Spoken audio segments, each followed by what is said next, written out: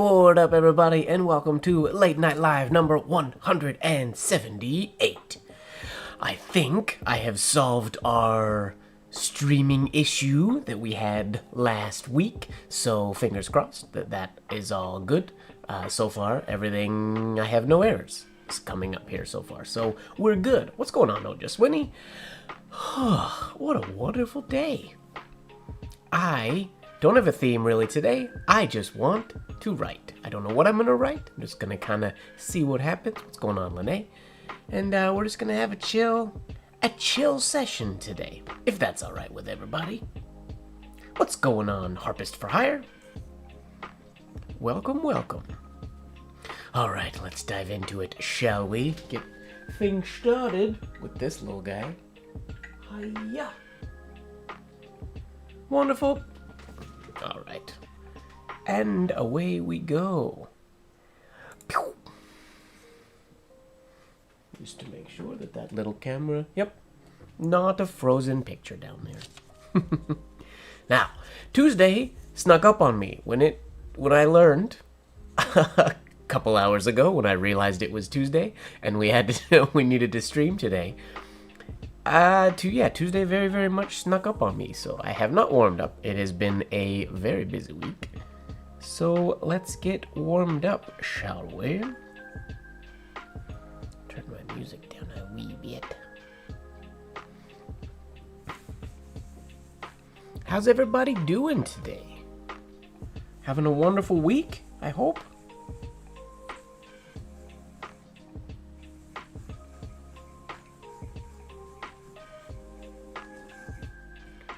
Ooh, we got tiny hairlines today. And by tiny, I mean fine.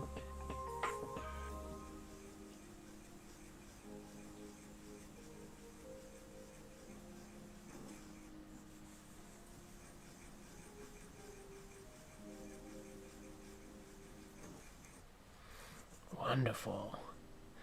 Howdy, Calligraphy, Louisiana. Welcome, welcome. What's going on, Skeet? Nice to see you.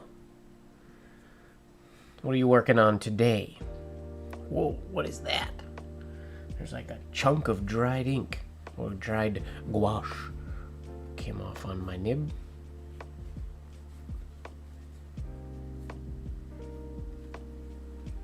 Wonderful.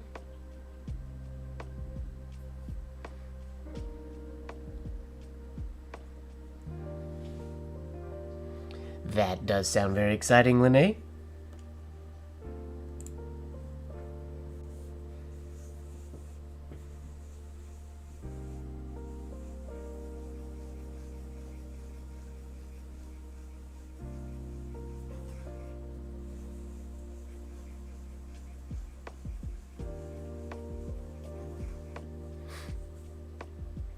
What's going on, Annie?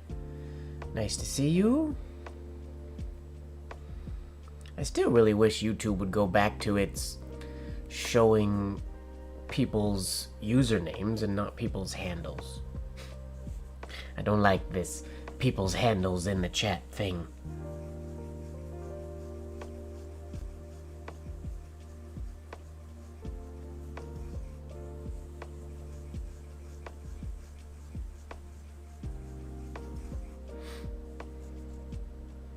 Yeah. What's going on, Diego? I figured that was the case. I watched a video on why they did it, but I don't remember sort of the reason. Or do you happen to know, Diego, why they made that change? It just seems silly. People on YouTube have like usernames for a reason. Seems weird for them to not be able to use their screen name in a chat.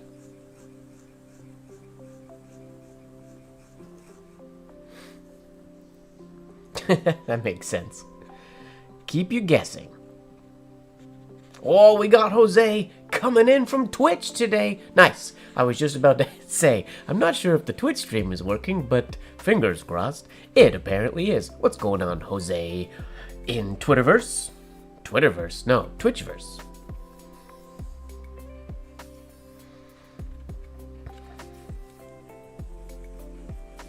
I'm gonna make a mental note right now, Anna. I will apologize in advance if I forget, but I'm gonna try to remember that Calligraphy Louisiana is Anna.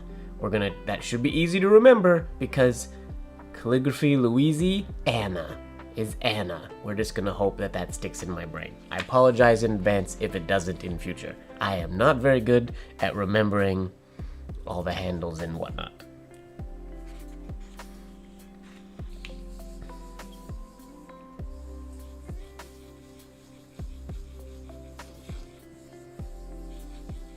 I will do my best.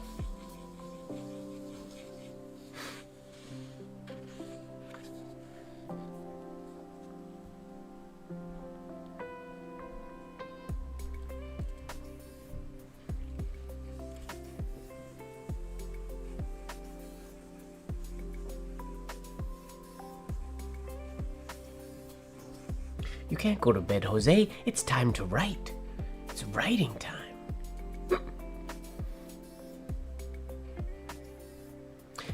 Leaf says there is a YouTube Chrome extension that reverts it back to usernames, I'm guessing, which that's fancy. I don't know if that will work within OBS, since that's where I'm seeing the chat.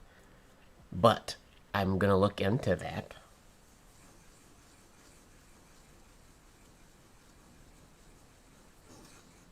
I guess technically I could always have a chat on my other screen over here, potentially, but then I'd be looking side to side all the time.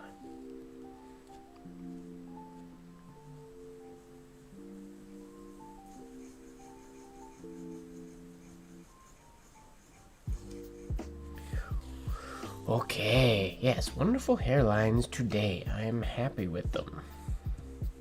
Happy.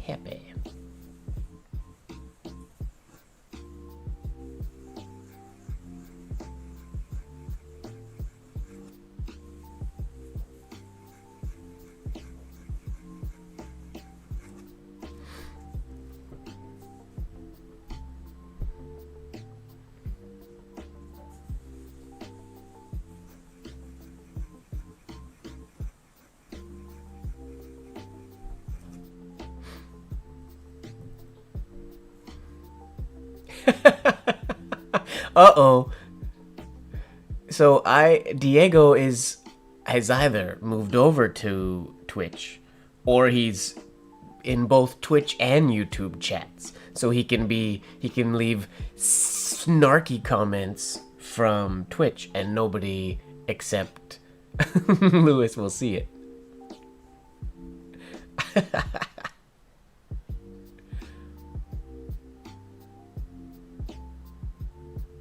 Not Lewis, Jose. Why do I keep thinking Lewis is Jose? Sorry, Jose.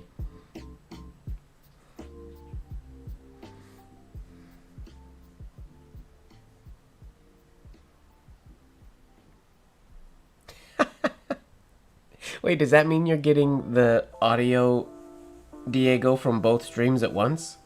There's no echo on my live stream. My tech is set up correctly.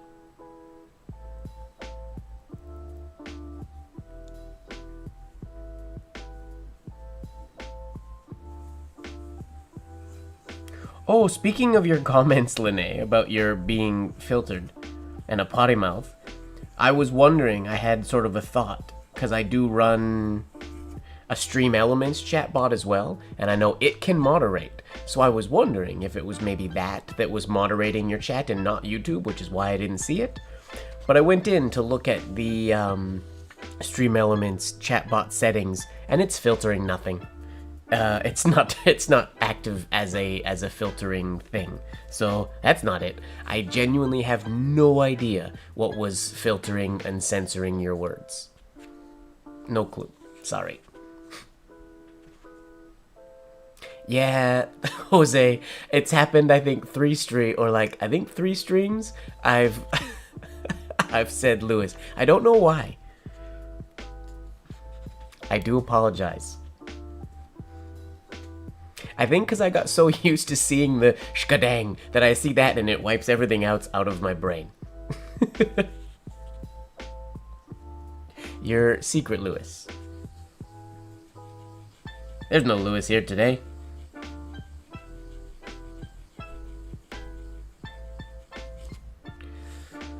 The Rubik's Cube in the back.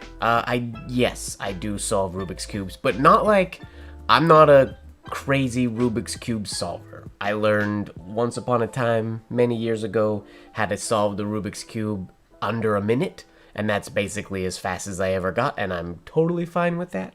I am a puzzle person, so I have, over there on the other side of my apartment, there's a collection. There's probably 6 or 7 Rubik's Cubes or Rubik's Cubes-esque puzzles, and then a set of drawers like this, but each drawer is a bunch of other different puzzles, like those chain ones, and just different puzzles that people buy me puzzles all the time, family and whatnot, because I like puzzles, family and friends. But that Rubik's Cube, it's not actually a workable Rubik's Cube. This is not technically a Rubik's Cube. This is actually, I've showed this on screen before. It's a nib box. Those are all old edition Leonard Principles. Not vintage, but probably from 5 or more years ago, maybe. Leonard Principles down there. Yeah. So it's one of my nib tins that is it's hiding. If anybody breaks into my home looking for my nibs, they will steal all my nibs, but leave my Rubik's Cube nib tin, so I will never actually be out of nibs. Messed up that pocket watch, but that's okay.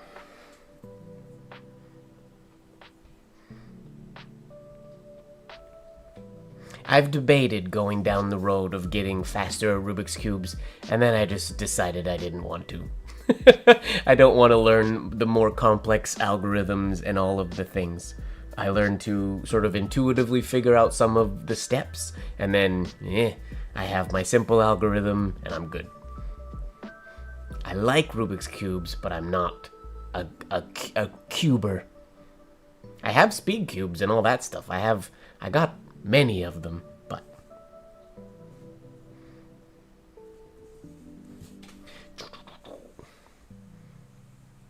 Hello from Japan. Oh, Twitch is on fire tonight.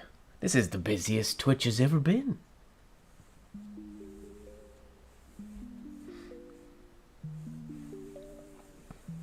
Yeah, I was stoked the day I successfully solved the Rubik's Cube in under a minute. It was a highlight for me.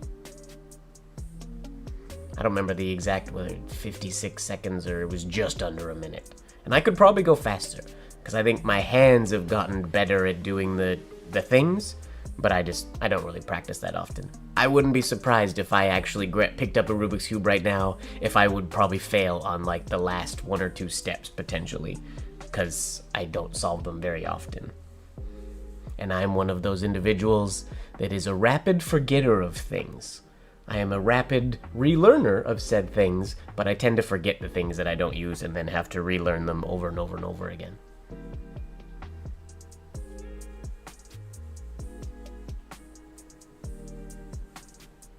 Oh, I can count your view. I can and will, Diego.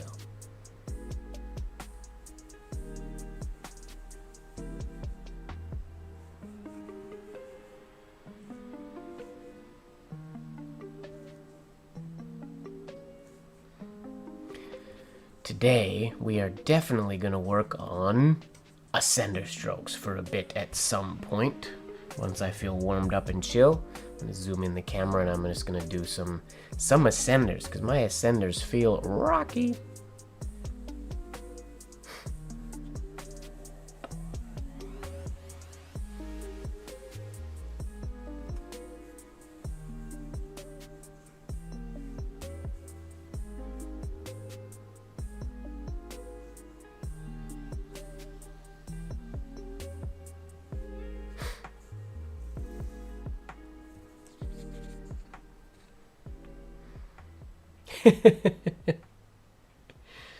The rapid forget part is, if I'm honest, of all of my, like, if you think, like, if I'm hard on myself of anything, it's the most annoying thing about myself that I know about myself. Because as a teacher, it's often, I have to remember things and teach certain things. And every time I learn something, I learn a lot of things, I very, very rapidly forget them. And then I remember what I need to know to, like, to utilize said fact or thing in that moment, but then it sort of goes away. And then when I try to impart that knowledge on somebody else, it goes away. It's gone, which is really annoying. So, like, when I teach certain dance classes where I want to dive into history, I legitimately, many of my students don't have to, but I have to, like, re-review the names, the history of certain things so that I don't misteach it. It's frustrating.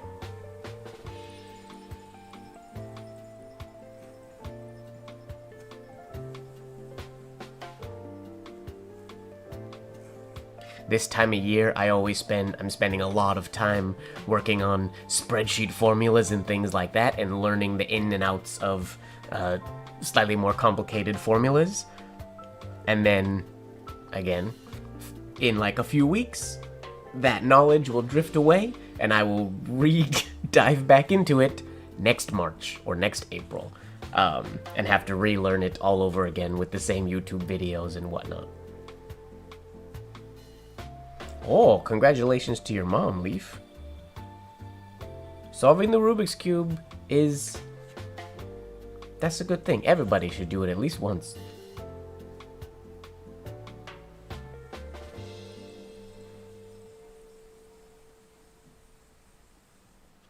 It's nice, Diego, that your wife will send you those reminders and keep you on top of things.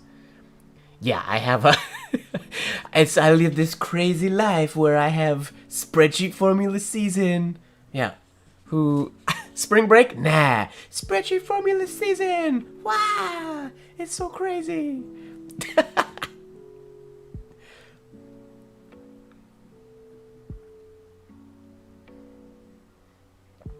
It's the, in the dance competitions that I run, all the back end, all the scoring and averaging and pulling out top marks and things like that, pull information from a sort of multiple databases and whatnot, and compile them all and averaging and blah, blah, blah, rounding and sorting and filtering and all that jazz by formulas. So it's refining the system that happens in the background, because it makes my and every employee that we hire in the dance competition world, just makes their job easier. So I refine those spreadsheets every year, and I'm very excited for them this year. I employed some new formula things these past few days that are going to be a nice addition to the program.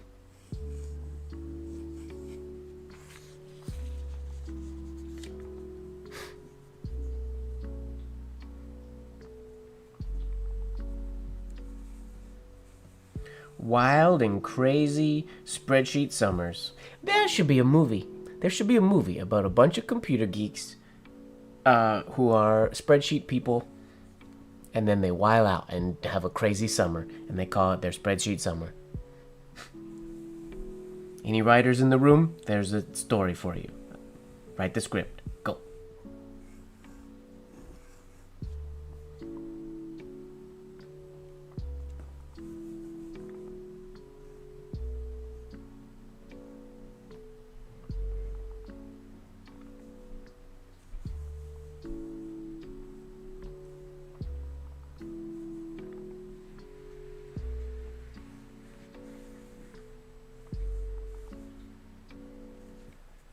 Fine. I think we're gonna zoom in ever so slightly today.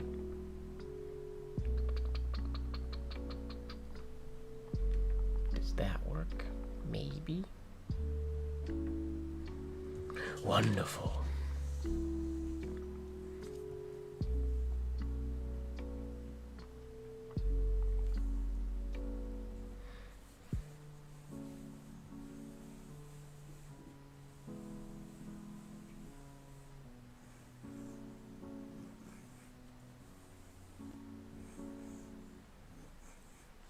I think what strokes I should work on today, rather than just writing words all the time.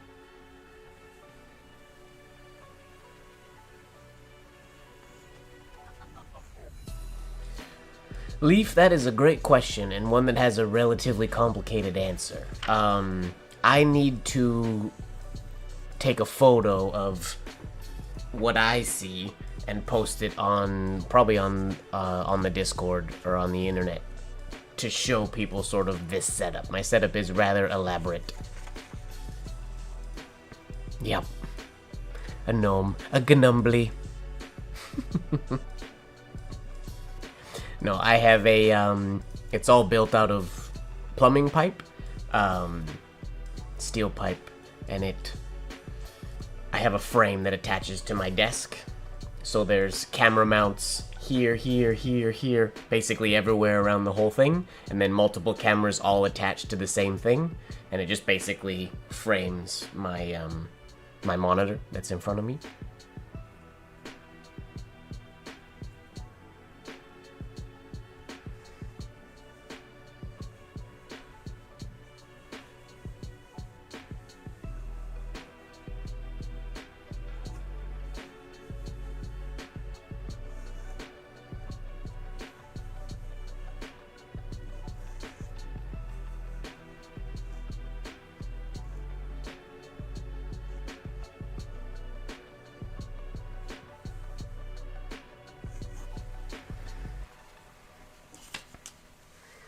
Originally, I did it this way because I have my desk. Well, now I have a desk, and then I have a second, like a narrow desk that's in front of my desk that's slightly taller. That's where all the tech lives. Originally, I designed it this way because my desk is vintage and very wobbly. I've done a few things to solidify it a little bit, so it's less wobbly than it used to be, but it's still wobbly.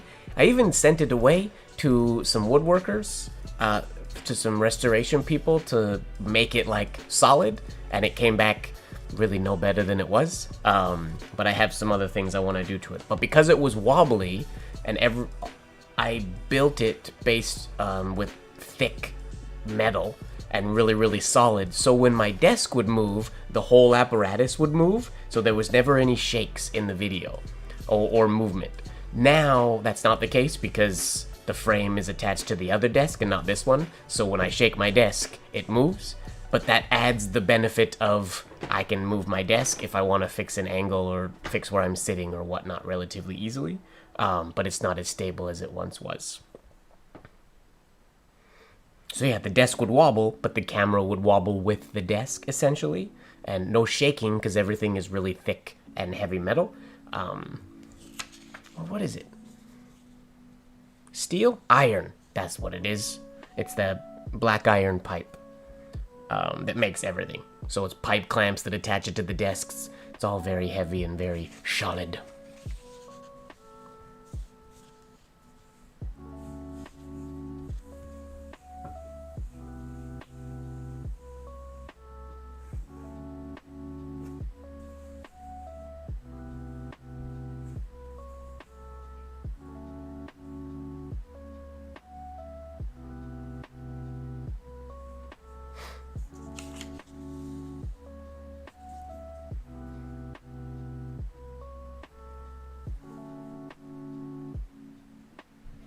DIY Perks has some pretty awesome builds.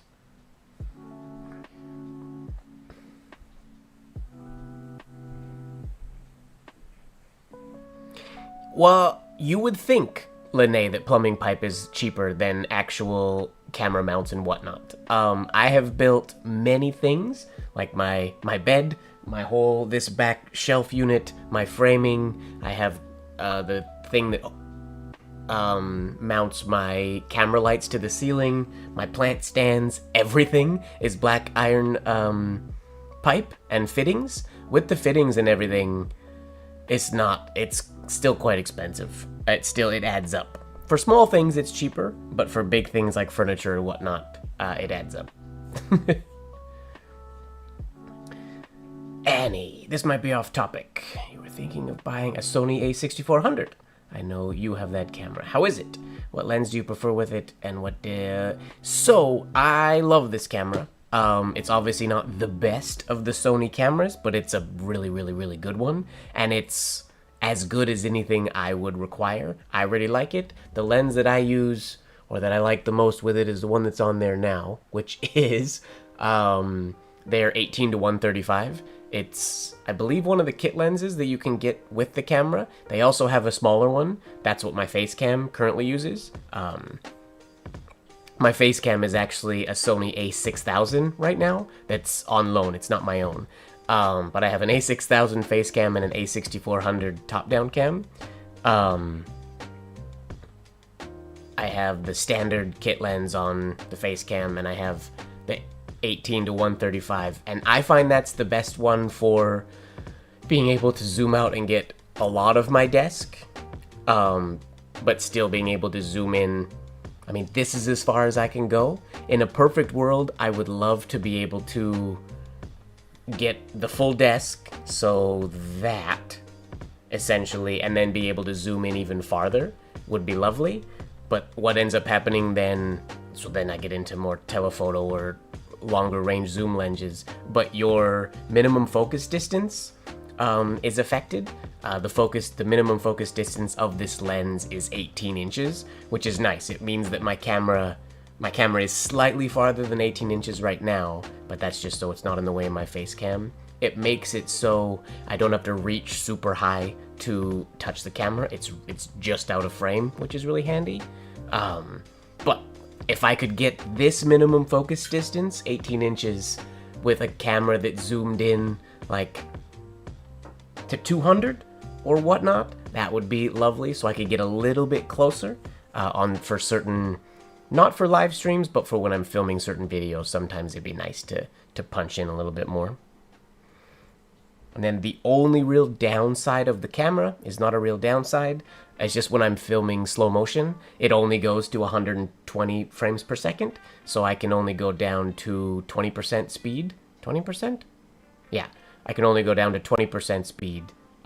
Whereas I'd love it if it went down to like 240 frames per second would be awesome. That would be the speed that I would ideally love to shoot slow motion footage at. So that's the only limitation that the camera doesn't do well for me. But it does, like, the ISO can get really, really high before it gets really noisy and whatnot. So I really like the camera. Obviously not sponsored by Sony or whatnot.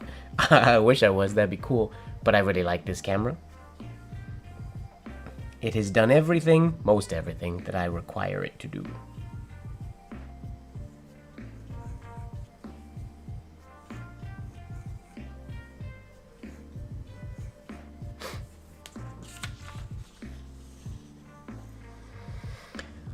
So there's a bunch. I'm not up on the newest releases and whatnot, but there's the mirrorless,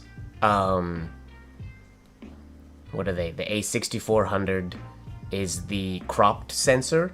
Then there's the A7 and whatnot, like the A7R3, or I don't remember all the model numbers and whatnot, but those are the full frame lenses. They take full frame lenses, more expensive, more feature rich and whatnot.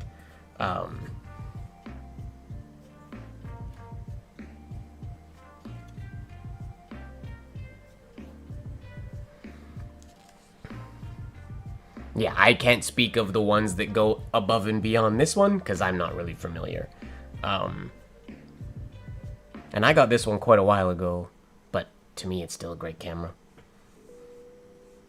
I guess not that long ago, but a while.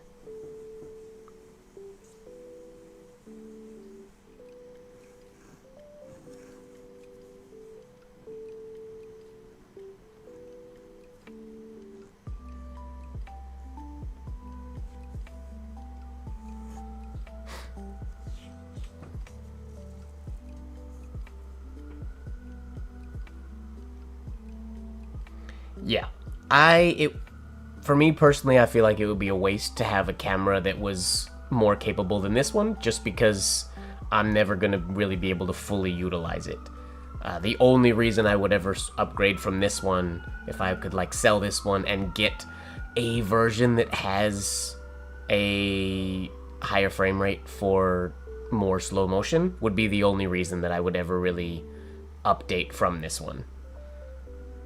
Like, I don't need to shoot 8K or any higher than I do. This one shoots 4K.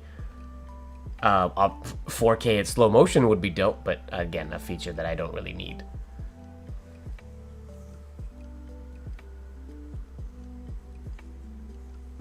Exactly, Leaf. True statement. There were sirens. They are out to get me.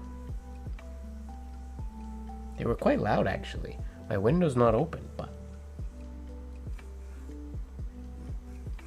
still a little too cold for that. I think this week is the week that some of my plants are gonna go back and live out on the balcony, though, after their summer indoors.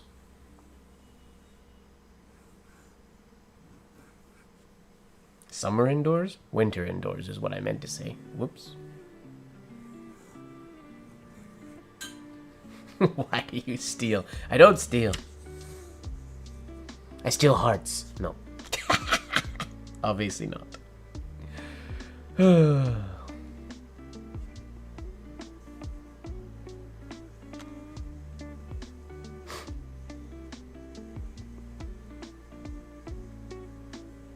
Ah, that makes sense, Lene. A great camera.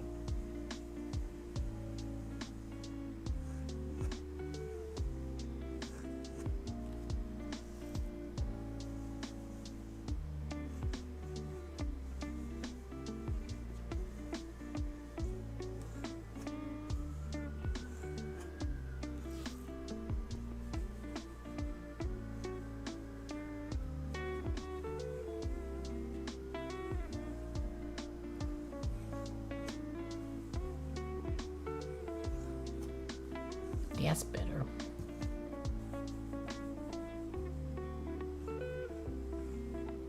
Wish there was a way to stretch this skin. I think I've talked about this on stream before. I want this skin right here in on my forearm to be stretchier. I need to gain a bunch of weight and lose a bunch of weight just right here, just in my forearm. I want more range of movement when I'm using whole arm movement. But try as I might, it don't work. Maybe I need like a morning forearm stretchy routine.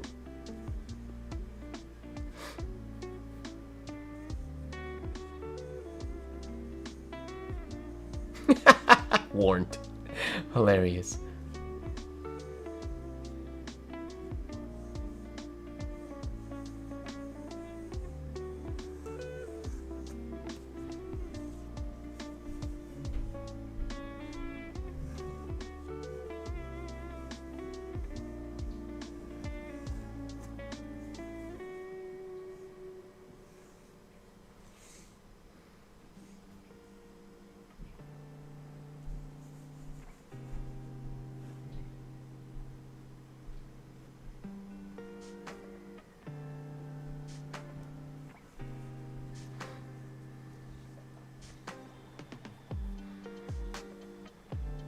Yeah, I don't know what it would be. It'd just basically be like, just stretching my forearm. Just a routine of waking up, pinching the skin and stretching it.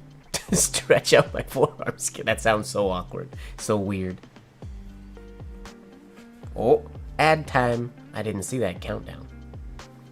There's an ad for you.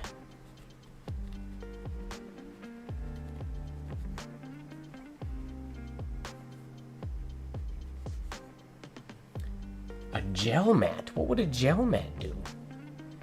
Context is very important, it's true. And if anybody's watching the vertical stream, they don't see any of what my face is doing. So they can't see me pulling on my forearm either.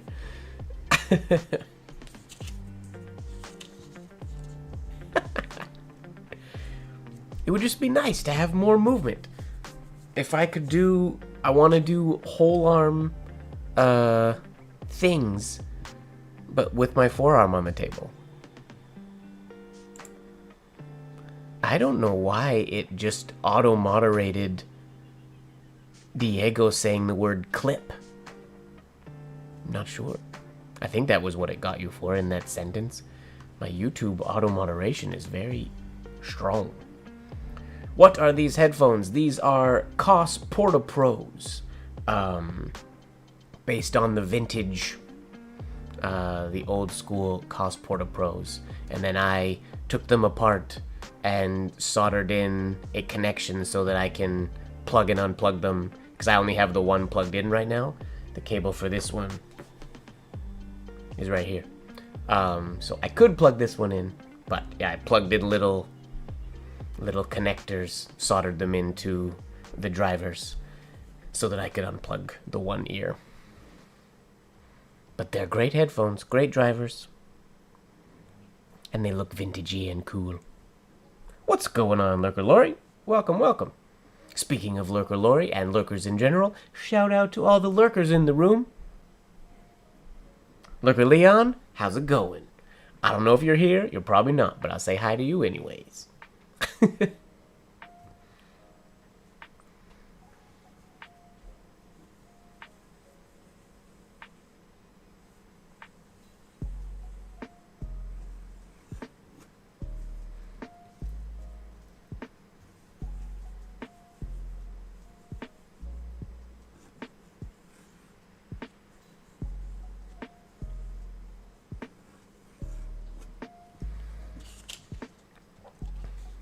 I also have a goal that I'm working toward, that I want to start working towards in my penmanship practice and writing and whatnot. As many of you have been witness to many, many times, I do, and most penmen, basically I would assume all of us, we do a fair bit of air ovals before we write things, which is very helpful. It's nice and it gets freedom of movement and whatnot. But there are moments when I'm doing it, and even to me, it feels excessive. So I'm trying to break the habit of doing many, many ovals. I want to get to the point, my goal is essentially to come down, do one oval, and then go into my design. So if I was doing this N again, normally I would do these little ones, because that's the first stroke, and then I would stop and do the one. I want to stop habitually doing all the little ones. If it's an exercise that I legit want to, like, get the movement and get it feeling comfortable, then that's fine. But that stroke, I should be able to just go here and just that, as the same quality of movement, but without all the pre-stuff. Just the one starting it off is my goal. I'm not very good at remembering said goal, because I catch myself all the time. Just like, why? Just oval, oval, oval, oval, oval. All the time. See? Just right there. It just happens.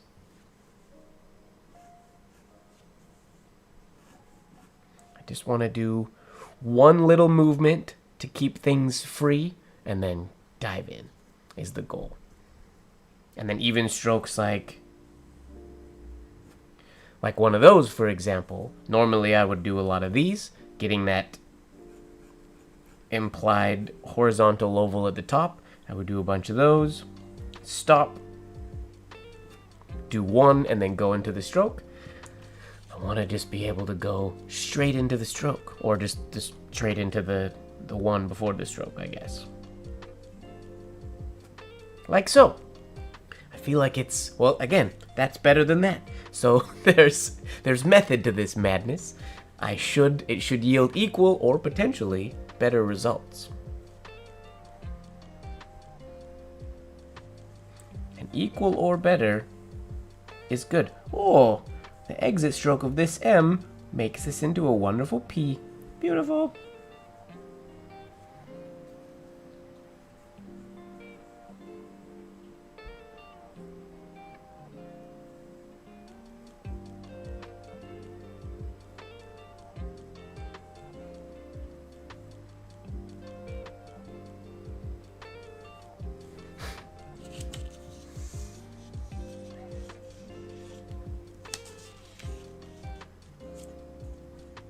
Oh, I haven't had a a single sip of tea yet today.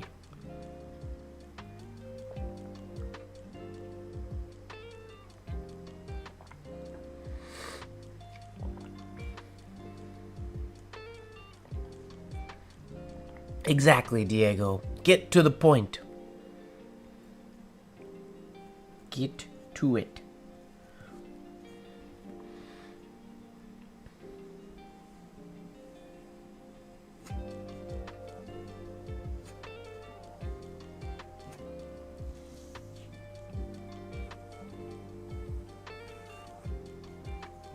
It feels very weird because I've been doing so many warm-up air ovals for so many years. That's just standard for me.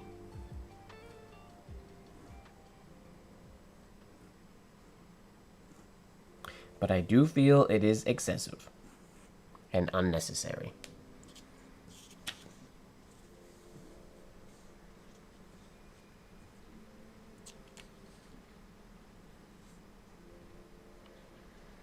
Leaf. Oh, that's a good question. Did you find your career that you seem to really enjoy?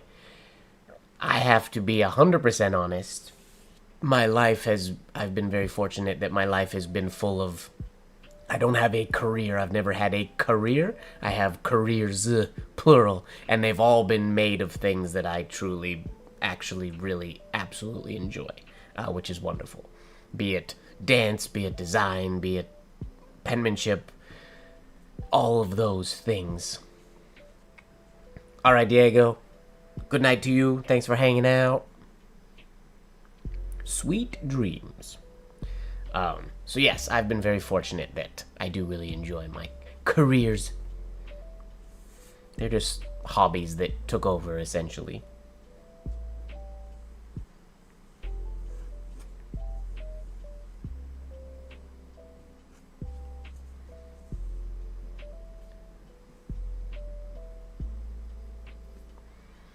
Oh, keep those, Linnae. Those are good memories.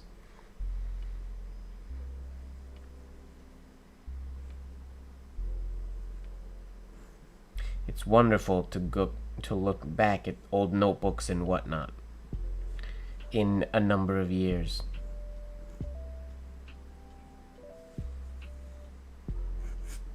I have many of my old ones, and the writing is not very great, but they're good to have and go back on, or go back to, and reminisce. And sometimes there's some impressive stuff or some fun ideas in them.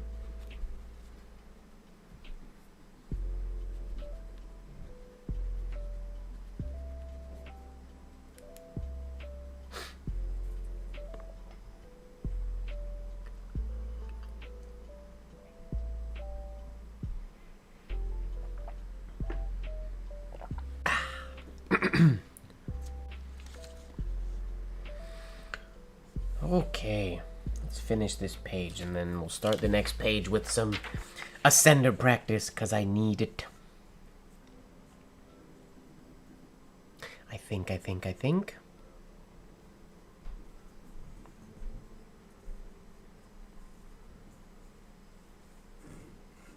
Oh, it feels so weird only doing one oval.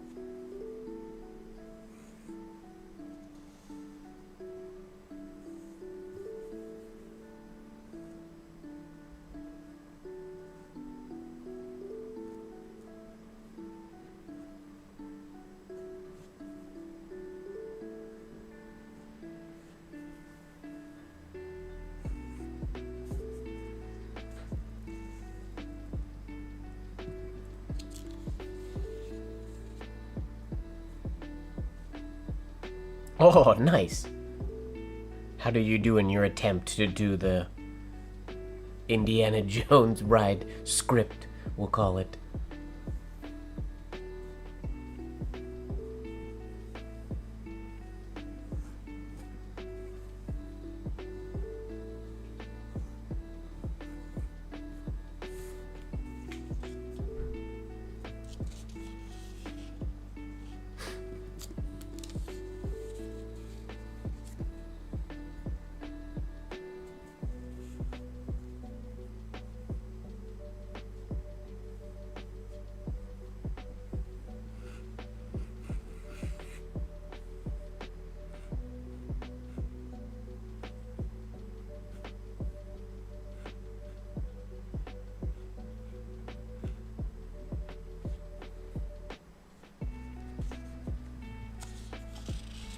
feel like I wrote that very, very low.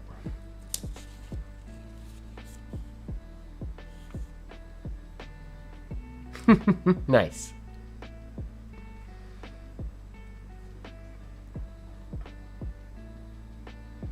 The hairlines are... I'm impressed. I'm quite surprised, actually, that the hairlines are maintaining this amount of crispness for the whole first page. I had expected my nib to do something wonky by now and start to ruin the nice hairlines, but they are staying very, very nice today, which I'm quite happy about.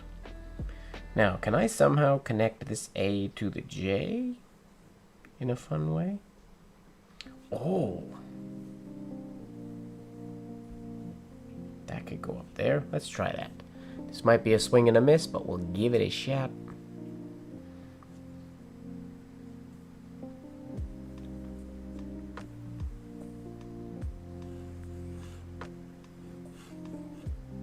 Oh, missed.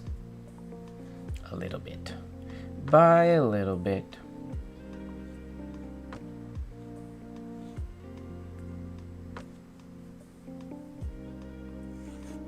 Feels so good when you nail strokes like that. Me too, Skeet. Clearly, I mean, I do a ton of them. I just have found that lately I've started noticing that I do so many. I'm not saying by any stretch for people to not do it. It's a good way to get warmed up for that movement and everything. I just feel like, for me personally, it feels like the number that I do is unnecessary, and I could just get to the point, basically.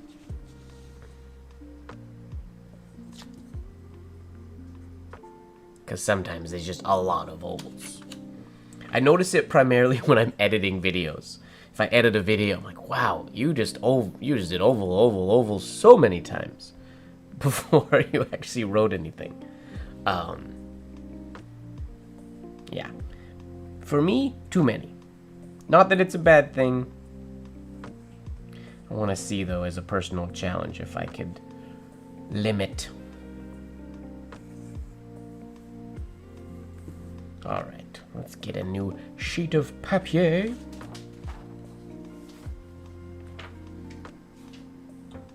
Oh, we should also practice today maybe our Sixling and Sunday signatures, because this week was crazy and I haven't even tried to write last week's signature once, let alone this week's signature. I am behind in my own challenge.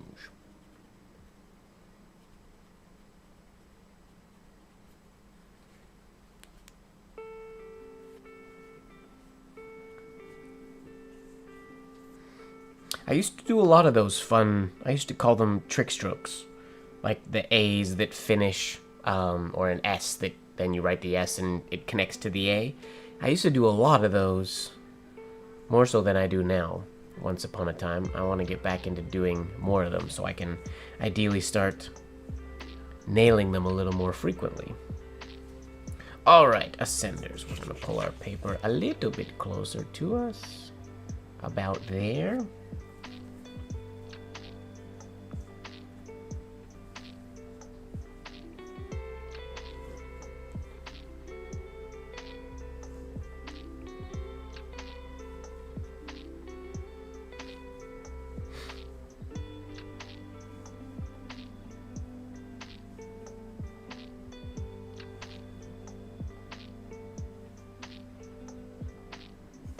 I've been playing with the idea of, well, it's not a new idea.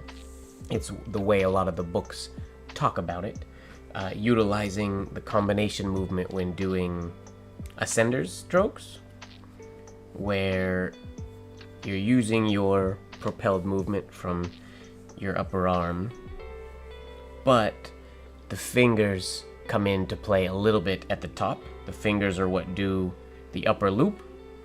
So it's a combination of this and this sort of together, which I think can produce a really, really nice and consistent result, where using pure fingers, I think will be very consistent, but you lose some of the fluidity. And then using pure just movement, which is what I use, I don't activate my fingers at all when I'm doing ascenders. When they come out good, they're hard to beat. They're really good, but they're not as consistent. So in an effort to gain consistency, I am seeing if I can train myself or get it comfortable.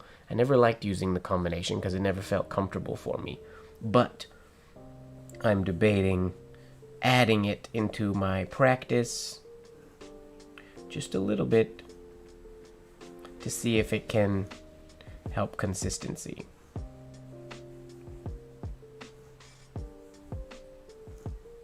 All right, hairlines, I see you. I think these just got finer and finer as they went. Somehow, for some reason. I'm not sure why. Ooh, Lene, metronome. Music to my ears. Or as Fozzie likes to say, or likes to call it. What does she call it? The death metronome? Metronome of death. That's what she says. I'm glad that people who take my class have such endearing opinions and thoughts on metronomes.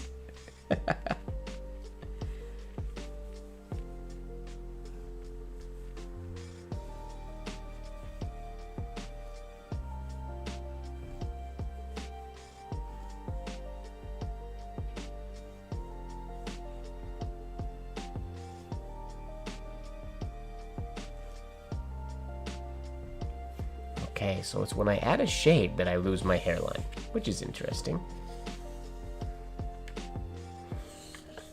Oh, I don't need this, the top of the page.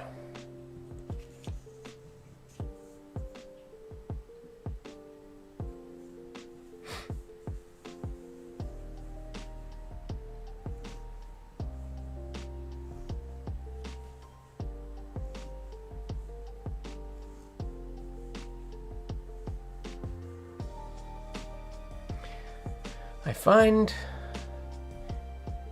my ascenders, when I don't have to come out of a previous letter, coming straight from the bass line, feel more consistent and flow very nice.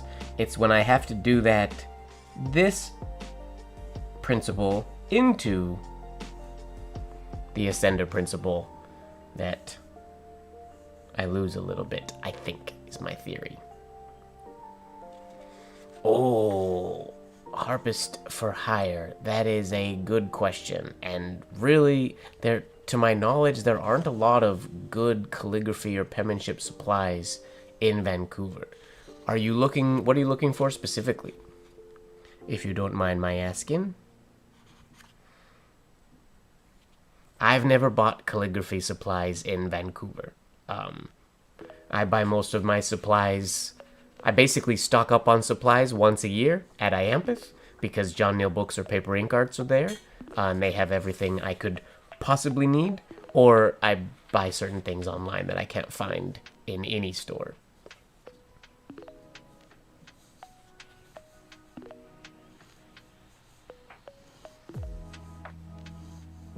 When I buy art supplies in Vancouver, I'll usually go to... Oh, there's 2 spots, and I can't remember the second name of one. One is obviously Opus Art Supply, which is in Granville Island, not far from me. And then the other is called... Oh, what's it called? There used to be one. I'm sad they closed down. There was a wonderful art store within like 5-minute walk from my apartment, and that closed down. So now I have to go to another one when I need art supplies from there.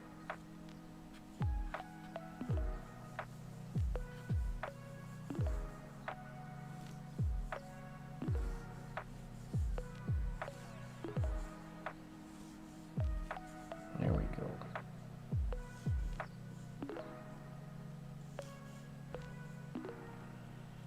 Too sharp right there.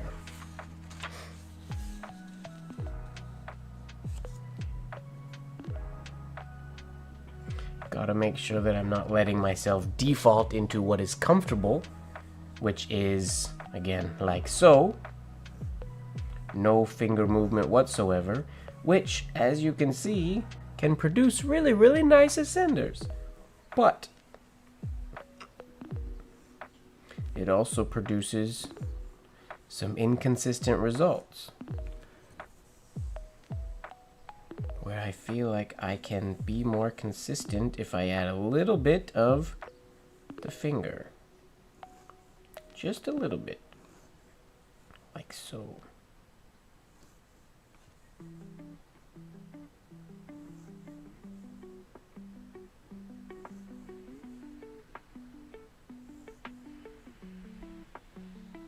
The concentration. Those are the best ones yet, I think, on this page.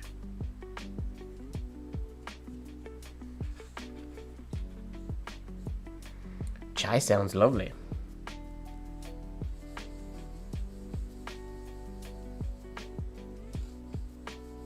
Nope.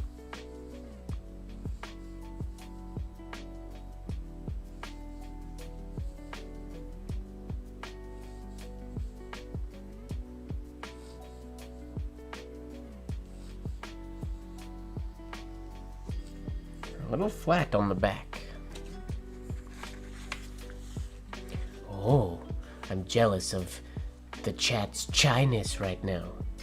Well, I'm having green tea, so there.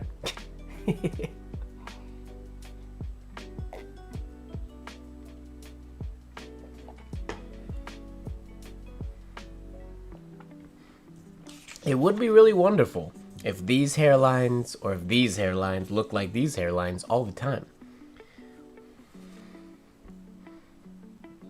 I wonder if that's me doing that, or if that's the nib.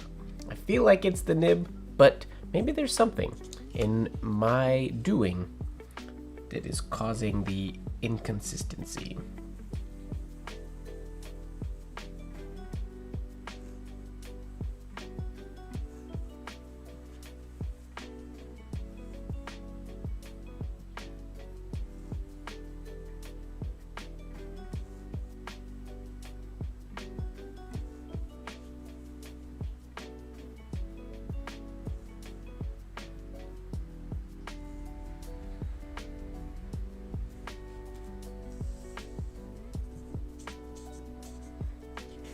All right, Jose, thanks for hanging out. Sweet dreams to you. What's going on, GB Fool?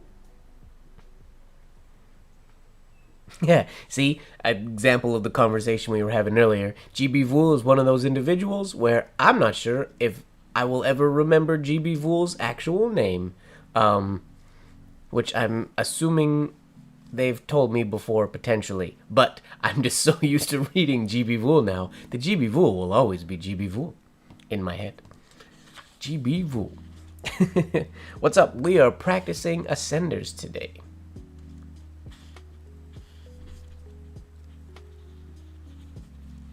Oh, you've never said your name. Well, good. Then I don't feel bad for not remembering it.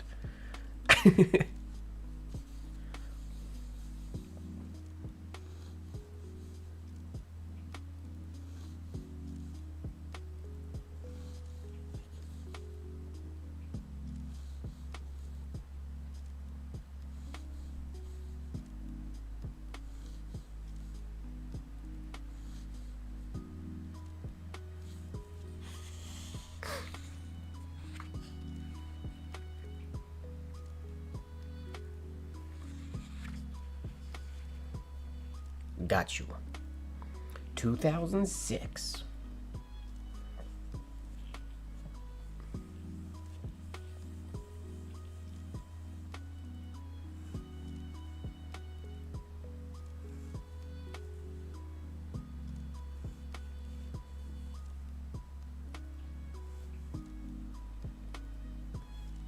That would be like my original non-penmanship Instagram, or not Instagram, my original non-penmanship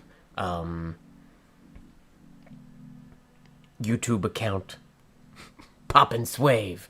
It was all dance stuff and hardly any videos that I posted, but my original YouTube account which still exists. But what's going on, Kathy and Accidentally Steve? Nice to see you. Long time no see.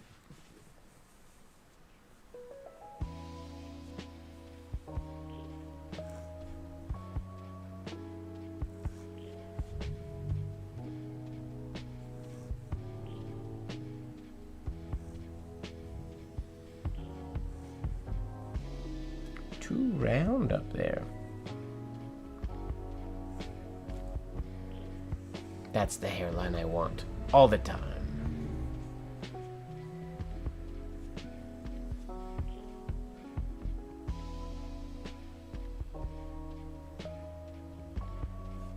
It's true.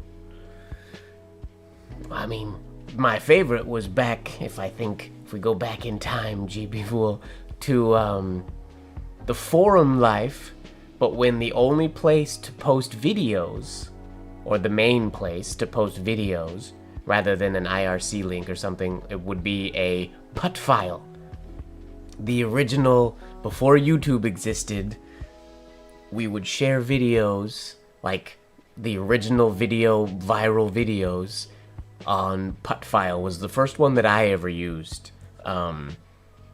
Oh, I miss the forum days. I was a member of so many different topic forums on the internet.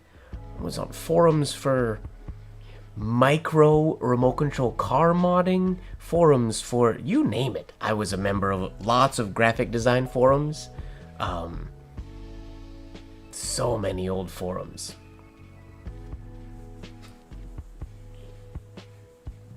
It was a good era of the internet, I think.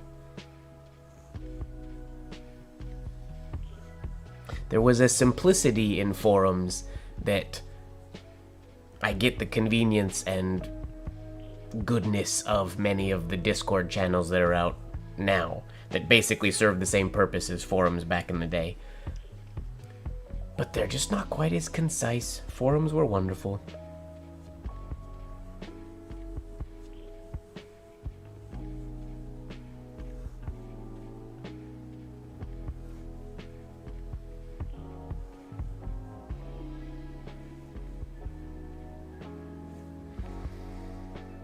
What changes did I make? It's really just making things penmanship related. Everything started getting branded out of my sort of dance names and into my MrMGWard. So just for branding purposes, really. Because when I started my YouTube channel, I was editing and making real videos. I know I've been talking about getting back into doing that, but I haven't in a really long time. But I used to make actual real videos before I did lives and stuff. Brunch and coffee, wonderful.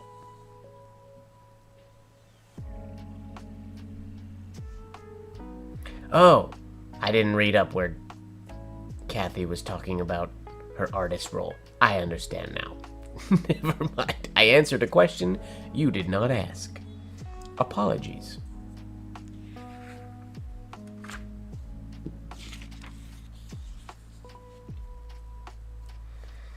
Yeah, unfortunately, Harpers for Hire, there's not a lot of options in Vancouver for nibs and ink. Your best bet, if you don't want to buy online, well, there's an ad. I'll wait a couple seconds and then I'll answer.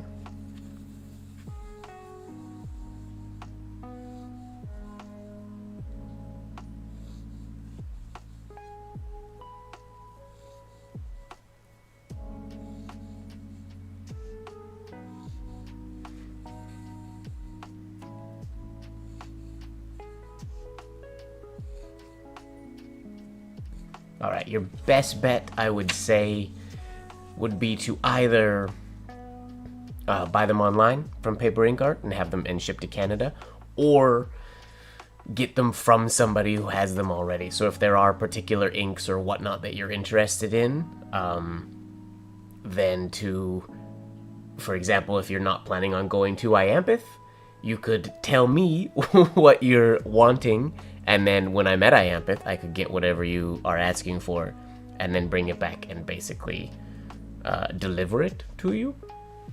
if you want. It's like there are certain inks and whatnot that you can only get in the UK, so we have certain people where we'll reach out to and they have to go then get them and then we have them ship them to us. Because certain things it's more difficult to get certain stuff. Do ads actually push you back, or did they just miss part of the stream?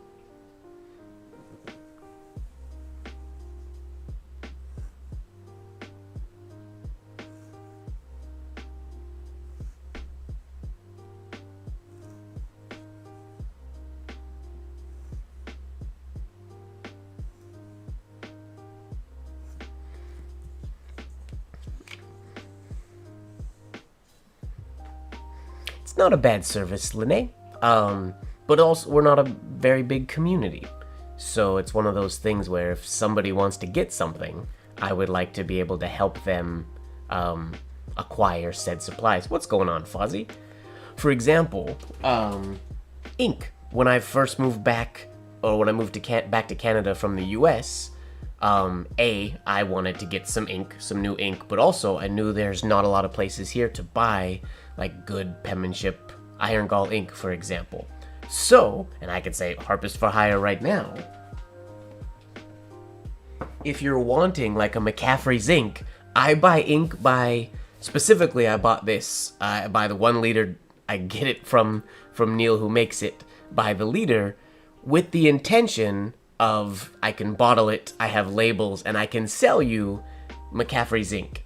So if you want McCaffrey's ink, I can sell it to you as if I'm a distributor from McCaffrey's. That's why I have a bottle this big. It wasn't intended to be my own use, but I bought it, and then COVID happened, and now I've just been slowly going through a liter of ink. But if you want ink, I can sell you ink. If you want nibs, I mean, I don't really like to part with my nibs, but we can get you some nibs.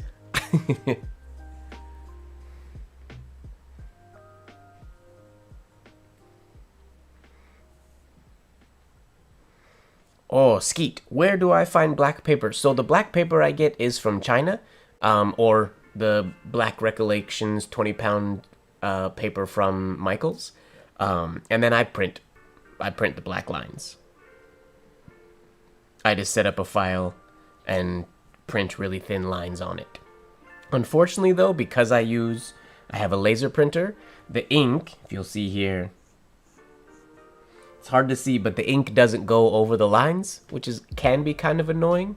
I don't quote me on this, but I'm pretty sure if you have a regular inkjet printer, you can still print black lines on black paper, and it won't have the same issue. Black lines on black paper, you just have to let it fully dry, but you can, I believe, if memory serves, you can still write on it, unlike a laser printer. The toner you can't write on, unfortunately. Rhodia does have black lines, black paper with, they're like a really, really dark gray lines. It's a good paper. It's Paul's PA Scribes paper. I find that the paper itself, when my arm is on it, when my hand is on it, the paper kind of acts like like an oil absorbent sheet, like the sheets you'd use to dab your face to absorb oil. When I get to the bottom half of the page, I find it doesn't work as good as the top half because it has absorbed more hand oils than a standard paper. And it's a little on the thicker side. My favorite paper, aside from this is Yomi paper from China. Aside from this paper, the Michael's Recollections paper that you can get 20 pound. They have 100 pound, 60 pound, and 20 pound. The 20 pound is basically as thin as this. It feels like a writing paper, and it works almost as good as this. It's almost the same thing. It's slightly less of a dark, like contrasty black, but honestly, it's not a big difference. If I didn't have this paper, I would definitely be using that paper. It's my favorite until I found this, or until I got sent this, basically.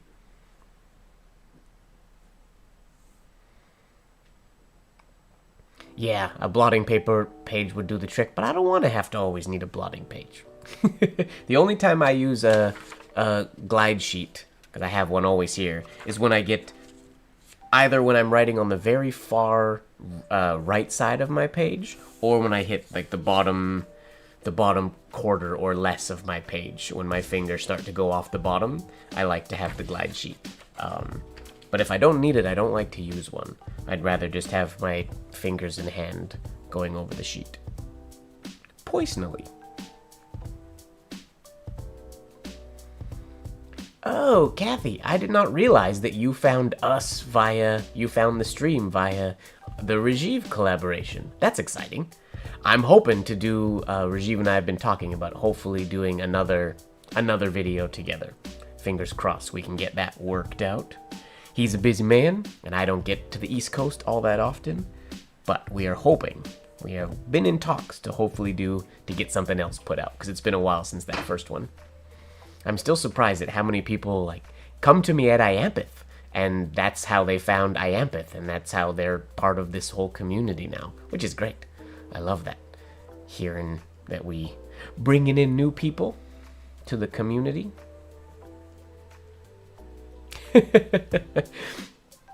I make some good equipment. I don't know about all the best equipment. I make some. I guess, yeah, Rajiv he has one of my leather blotters. He has a pen that I made, or that I carved. I don't make the nibs. That'd be fun.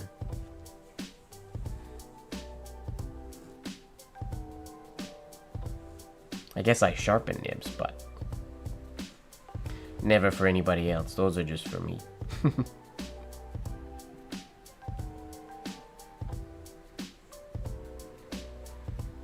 I think I'm going to do another nib sharpening demo at Iampith this year.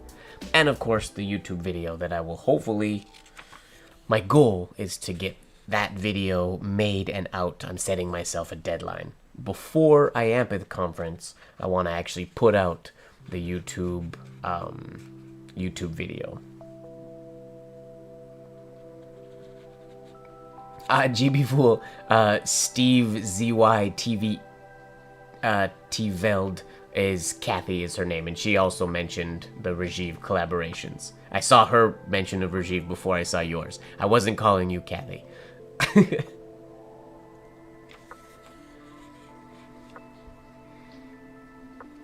Don't worry. There we go.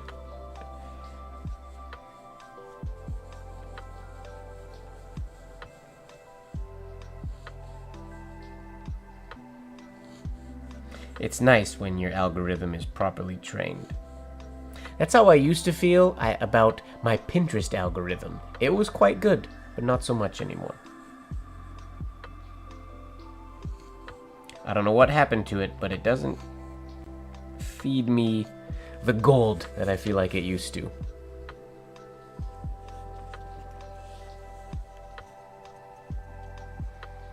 You don't, Leaf? Not at all? I assumed you were a penman or a calligrapher. What do you do, Leaf? Out of curiosity. That's fun. I love that we've lured you into our community, our small little late night live community here, even though you don't do penmanship or calligraphy.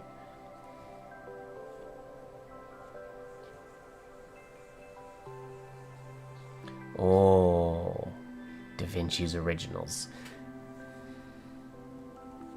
That's what made me once upon a time start doing mirror writing back in the day, was Mr. Da Vinci.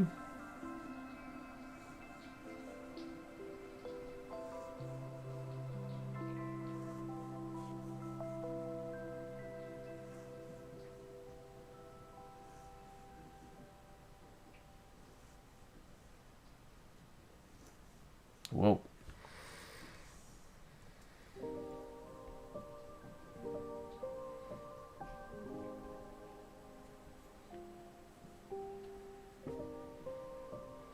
Ah, good stuff.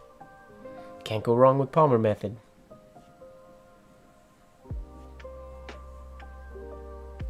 Oh, nice. That's a good hobby. Right on. No, I love Rubik's Cubes. Do I have my... Oh, I don't. And it's not in my pocket currently. I have a little 10 centimeter Rubik's Cube. It's... Where actually is it? Normally it lives in my pocket, and it's not in my pocket.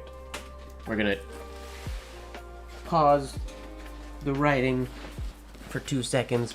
We're gonna dive into the backpack, because I'm pretty sure it's in here.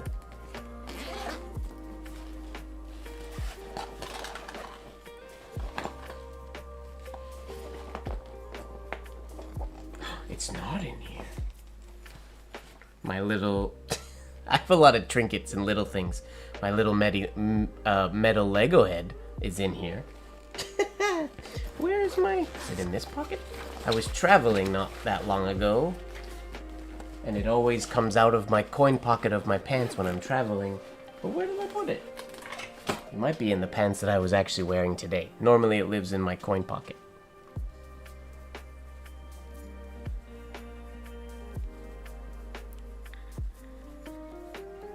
We're a cube-friendly channel. Well, and actually, funny enough, just outside a frame... Oh yeah, you can see it also, there's 2 Rubik's Cubes in the... There's a little, on the very left side of the spinning top frame is the little... You can see it there. Another spinning, or a pin. A Rubik's pin.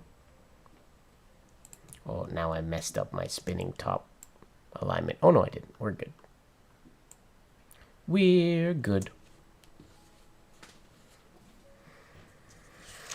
Yep, I always have my EDC things, which is, I mean, it's technically usually just a little mini die and a little mini Rubik's Cube are always in my coin pocket. And then in my backpack, there's the metal Lego head, a little piece of labradorite, a bouncy ball, and a yo-yo are the things that are always in there that never come out for whatever reason.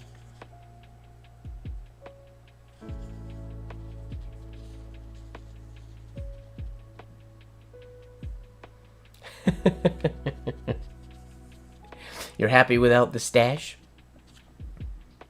Glad to hear it. You're missing the hat. I'm wearing... It's a toque day today. It's a beanie day. Which I wore a beanie last week for the first time in I think years it's been since I've actually worn a beanie for some reason. I used to wear them all the time. I have a whole stack of them in my closet. And then I just got out of the habit of wearing them. And then last week, I didn't feel like wearing my bowler hat because it was raining, I think? And I didn't want to wear my poor boy, my newsy hat, because I always wear that hat. So I put on a beanie, a toque.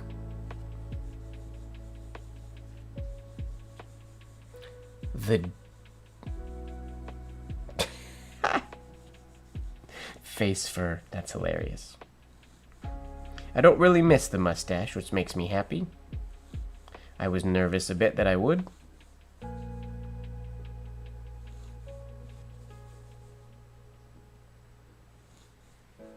Whoops. But enough people have told me that I look younger without it, so I'm happy. I'm happy to lose it. I will take younger any day of the week.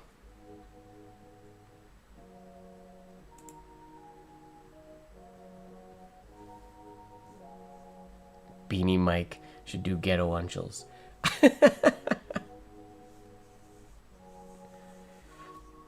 I like my Ghetto Unchel. I'm never allowed to actually call it that when I teach places, though.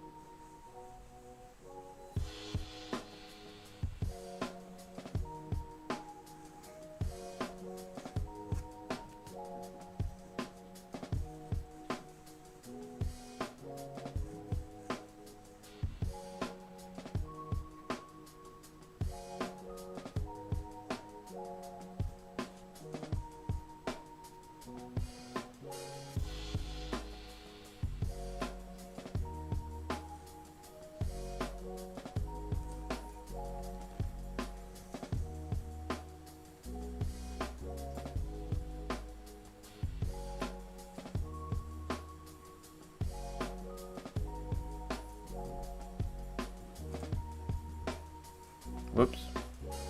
First nib snag of the day.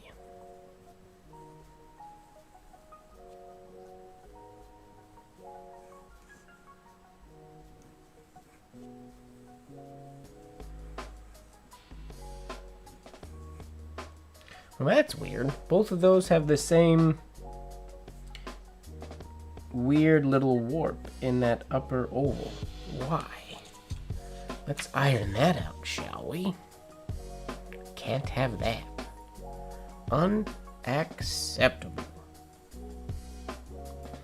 Keeping in mind, I'm trying to not do a whole bunch of these. It's a hard habit to break, I'm finding.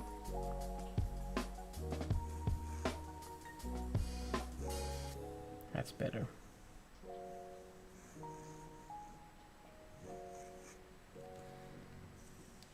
Let's do an accent shade and a bigger base shade. Yeah.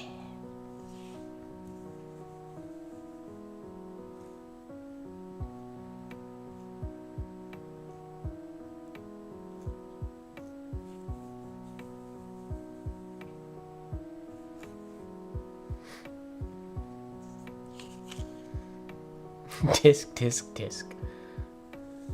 What are you tisk-tisking for? What did I say that was tisk-tisk-worthy? I can't keep track of my tisk-tisk-worthy moments. You should know, Lene, I should inform you. Ojaswini did get moderated with the... I think because she wrote the word ghetto. I think ghetto is maybe a moderatable word. Maybe. But I allowed it. It showed me that one. That's why it's weird that yours didn't show me your moderations. You just got... you just got silenced. For whatever reason.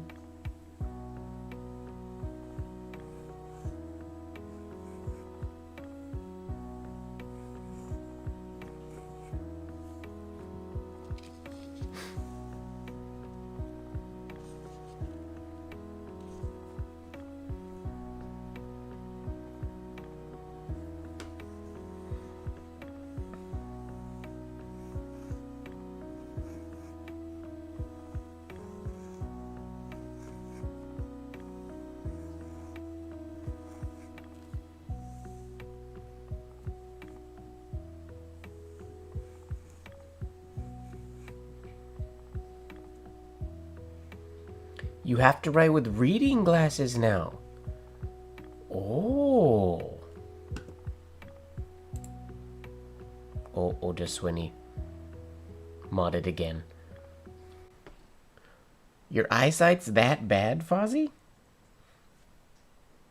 That's okay. Glasses are good. Glasses make you look official and professional and sophisticated.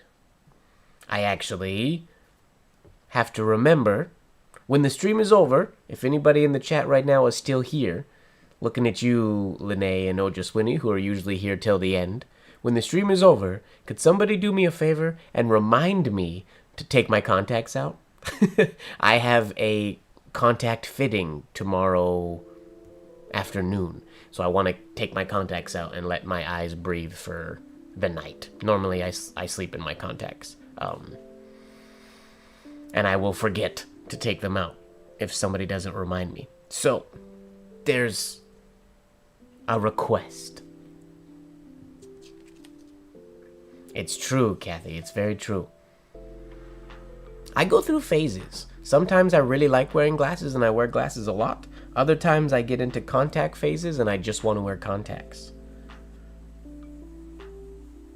My issue is the switching between.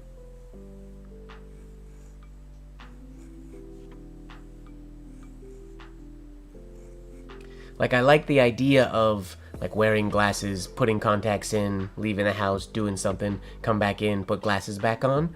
But I don't remember the term for it, but it's hyper something. There is a technical medical term for it. My skin is very, very reactive.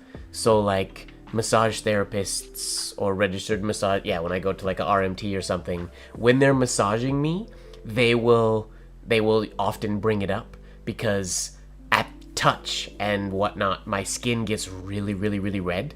So like back when I was in the film industry in Los Angeles, makeup artists, if they use like a hard makeup brush on my forehead, I would have like a red line just from a brush. So my skin is really, really reactive. And what's annoying, when I wear glasses, the nose pads obviously sit right here and they're not putting any extra pressure or anything.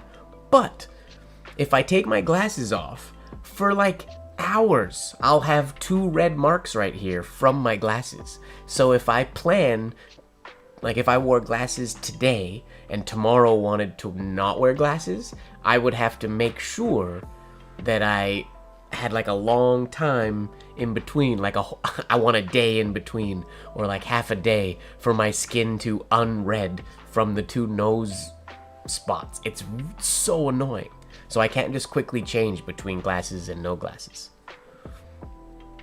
I've actually wanted to wear contacts for stream sometimes on days where I've worn glasses all day, and I'll take the glasses off, put my contacts in, and then realize that on camera I'm gonna have 2 big red dots here, and then I'll put my glasses back on. Because it's not a good look.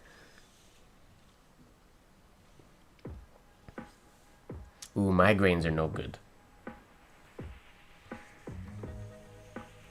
I have a pair of round Harry Potter glasses that I call my headache glasses. They're really, really lightweight, so whenever I get a headache or something for whatever reason, I'll switch to those glasses, and it's like they're not there. So they're headache glasses when I give my eyes a break.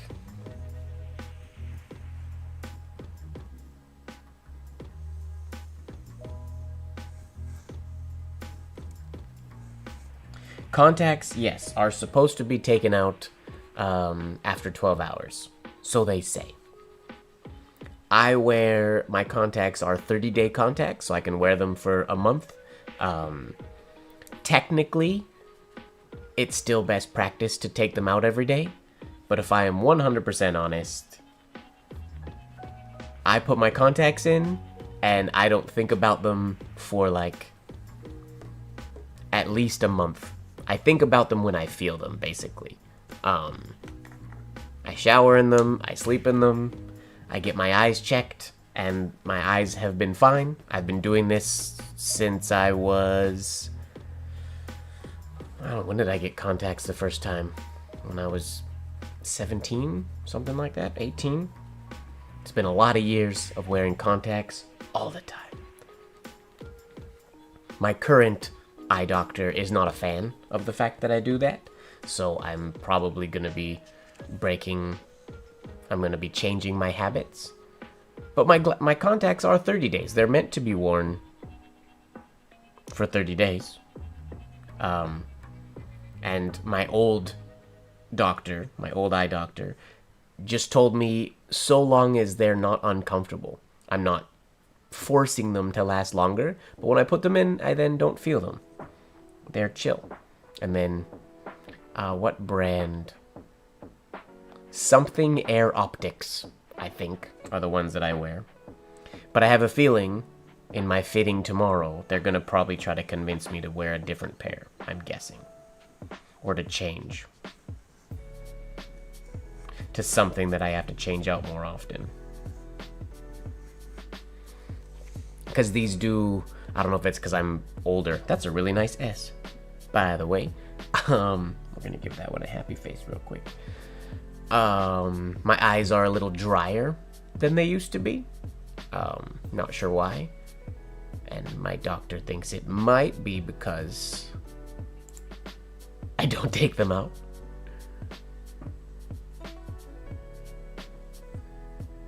Ooh, hard lenses. I've never worn hard lenses before.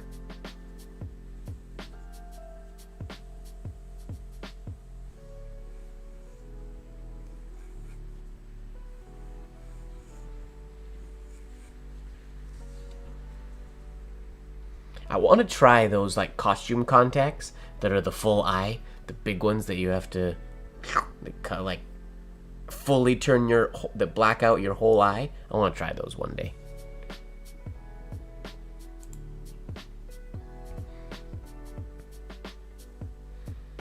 I liked wearing my zombie contacts when I worked at Universal Studios. Those were cool too. those have unfortunately dried out, so I can't wear those anymore. They are dead.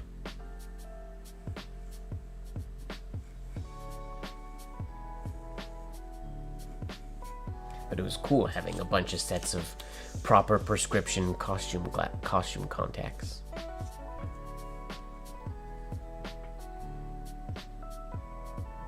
I should. I haven't dressed up for Halloween in so long. I should dress up for Halloween this year. What should I be?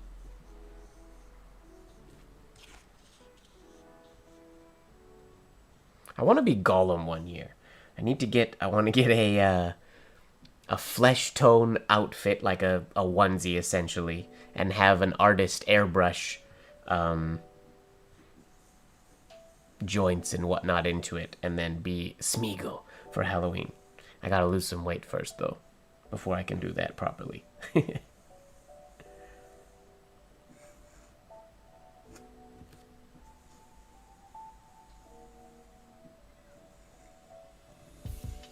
I gotta be super skinny if I'm gonna be Gollum.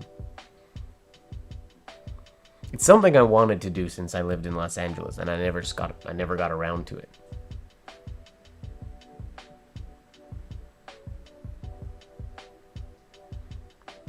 Extended wear. Extended is nice. I'm hoping I can convince the guy doing the contacts fitting tomorrow to endorse me continuing wearing my contacts the way I've been wearing them. He probably won't, but I would love that.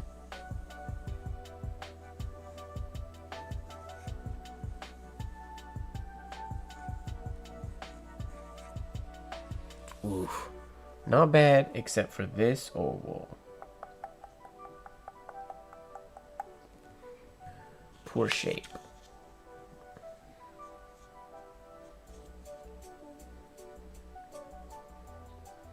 It's good to have goals in that regard, Linnae. I too have goals in that regard.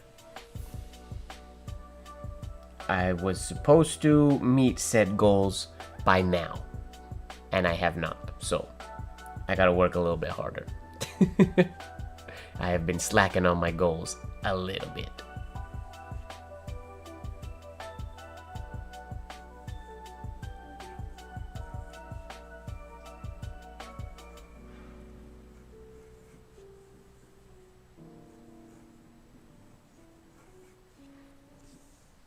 Why are those so inconsistent?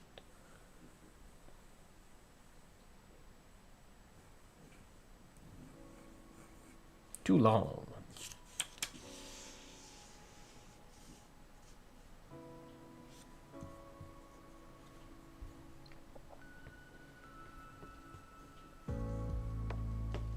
The too much screen time is a legit concern, that is true. I have more screen time than I really ever have the past couple of years because of the office job that I do for the dance competition now. So that's probably, or not probably, that's definitely a contributing factor.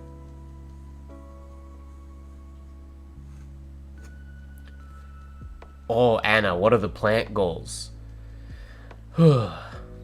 My plant goals? Or am I missing another chat in here of you guys having a conversation? Well, there's going to be an ad, and then I'll dive into my plant goals. I'll wait till the ad's over.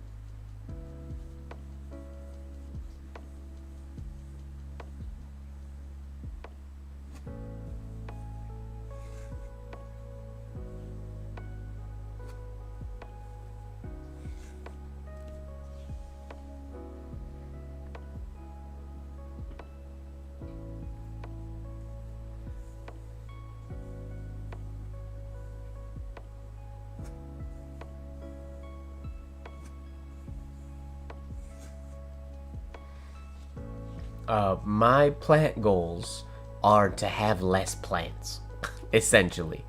I currently have way too many plants. I need to downsize. That's a good GB rule, that's a good system. 20 minutes, 20 feet away for 20 seconds. Smart. yeah, I have, like, I'll still have lots of plants, but because of the size of some of my plants, it's really the monsteras. I have like 10 monsteras in my apartment right now. Granted, most of them are quite small. 2 of them are sizable. One of them takes up like a quarter of my apartment, I feel like. Frank is massive. His next leaf from one of the vines, I'm pretty certain will touch the ceiling, which is a bit of a problem. So he needs to be top cut, and his top like 2 or 3 leaves will make a new plant, and then I'll ideally get rid of the base plant, because he's massive. And then I'm waiting till spring, essentially, when people are sort of in the market for new plants, and then I will ideally just sell or give away all the other small ones that are very healthy. Most of the little ones, like even the ones that I started from absolutely nothing, that were just a mini little 2-inch piece of stalk that had no leaf, no roots, no anything. When I put those in a little propagation box and have been slowly growing them, those are now starting, like they have fenestrations now. Their leaves came out, they're starting to get little fenestrations. So they're very healthy. I just need to get rid of them because I have too many. And the fertilizer that I use isn't cheap, and I'm going through too much of it because I have to feed, 10 monsteras, 5 ferns, 2 massive pothos vines, 3 ivy vines, 3 Chinese money plants. What else is in here? 9 night blooming jasmines. Out of control. Speaking of night blooming jasmines, I just got a whiff. Yesterday, my night blooming jasmine bloomed for the first time this year. And because it's night blooming at night, that's when the flowers come open, and it's the most beautiful smell in the world. And I knew the flowers blooming was coming, but right before I went to bed last night, I got a whiff of night blooming jasmine smell, and it's starting again this evening. Unfortunately, only one of the 9 is blooming. I haven't figured out why the other ones aren't blooming. I feel like there just might be something missing or wrong with the cuttings. I'm not sure, because even ones that are healthier than the one that's blooming haven't bloomed yet, but the one that's blooming is one that also bloomed last year. So night blooming jasmines are a bit of a mystery to me, and I've been having a lot of they were an experiment, and I have so many of them because I just keep making more cuttings, because they grow quite leggy, and I don't know what to do with them. But one of them's blooming, so it's nice.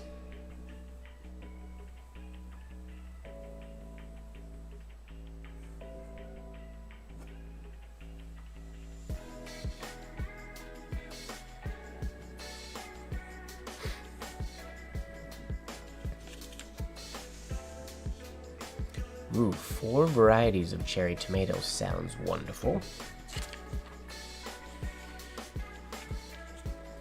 I lost track of some of the chat there while I was chatting about my plants.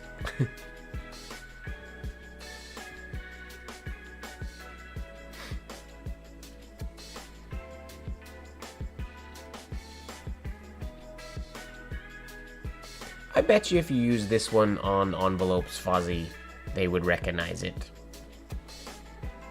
I would guess. Hopefully.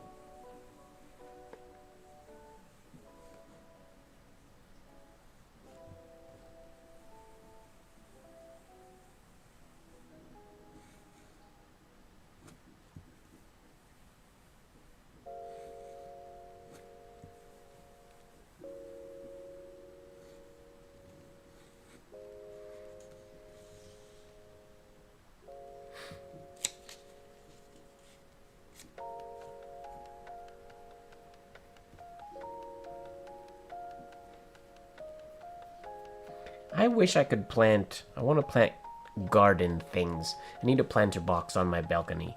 So this time of year I could start and plant some simple garden vegetables and whatnot.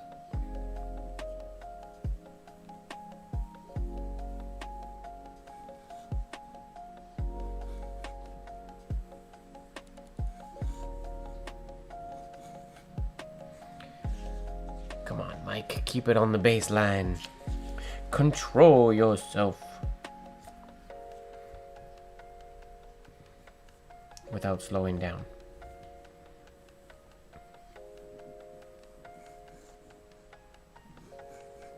Too low. Again, too low. That's better.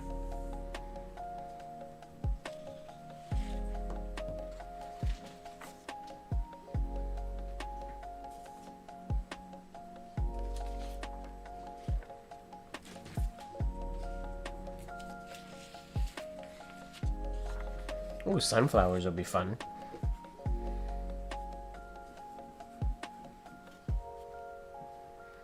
That sounds wonderful, Kathy. I am very jealous. There are two things that I would love to have on my balcony. I don't think I would ever have both, because I don't think I'd ever have space to have both. But I want either a planter box, big enough to just have a very, very small little garden, or some garden vegetables and whatnot. And the second option, which is the thing I wanted first, is a mini bamboo sort of zen garden. I want to have some bamboo and a bonsai tree out there just to like sit in and read. Just a little bamboo garden. Not fake bamboo. I would just want it to it would grow to the ceiling of the balcony, and then I would just have to keep cutting it. But a garden to grow vegetables would be wonderful. It's tricky though, because this time of year, I have to be this is where the garden work and everything happens, is as we're going into spring and early spring, and I'm basically gone, March, April, May. I'm not home hardly at all that time of year. So all my plants suffer a little bit this time of year, which is unfortunate.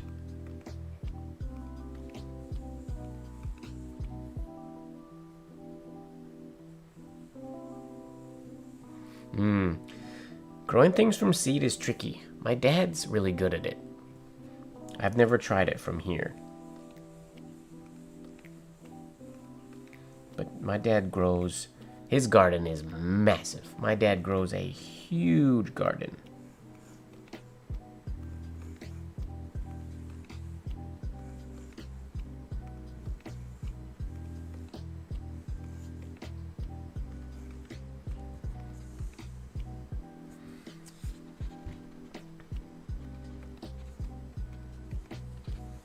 But he has the space for it.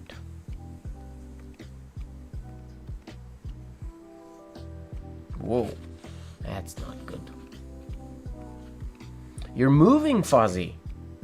That's exciting. But it does mean you are leaving your tree. That'll be sad.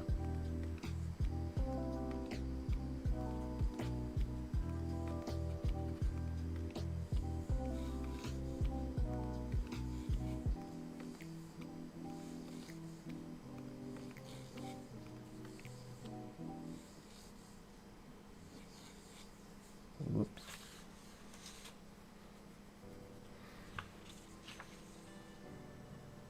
You'll just have to do some landscaping. You gotta bring a big tree into the new place.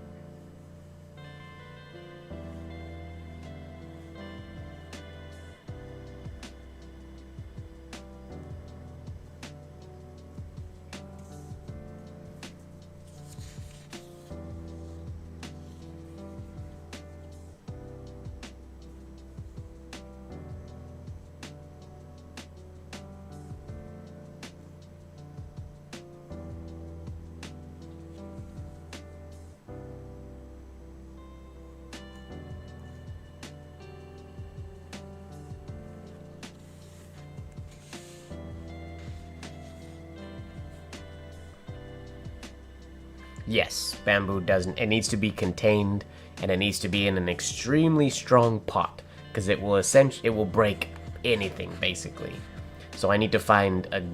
If I do bamboo on my balcony, I need to find a good variation of clumping. Is that what it's called? Clumping dwarf bamboo, or just clumping bamboo, so it's not super spreading bamboo.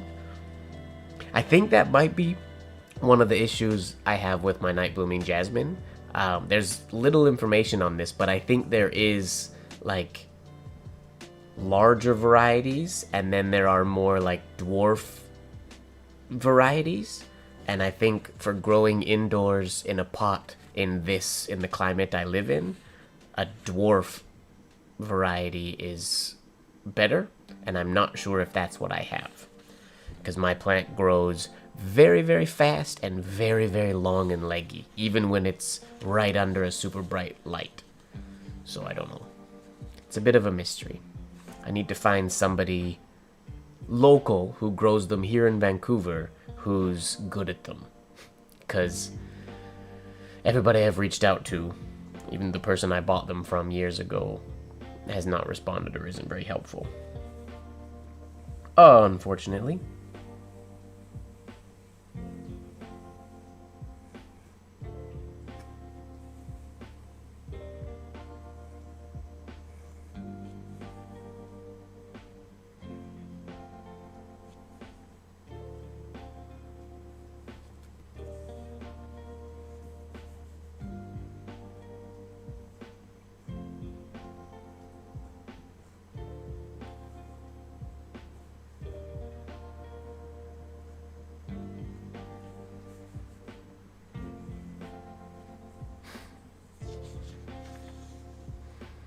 Good night, Leaf. Have a good one. Thanks for hanging out. We're gonna get you into penmanship one of these days.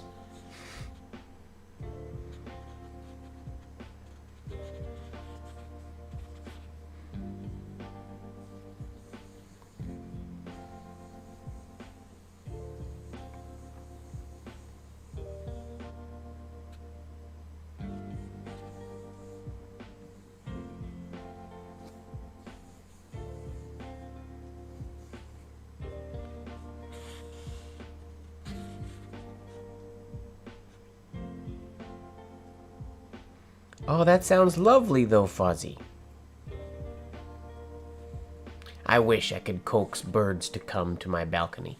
I tried to get hummingbirds for a while, but they wouldn't come to my feeder, unfortunately. I need some, like, flowering bush to be out there, a flowering tree or something. I do have some night blooming jasmine that grew over the winter, that are planted in my balcony planter boxes, so I can't bring them inside. And they seem to have survived the winter. So I'll see if they eventually bloom out there. Maybe that'll bring in hummingbirds or something. Fingers crossed. Oh, pigeons. Less exciting.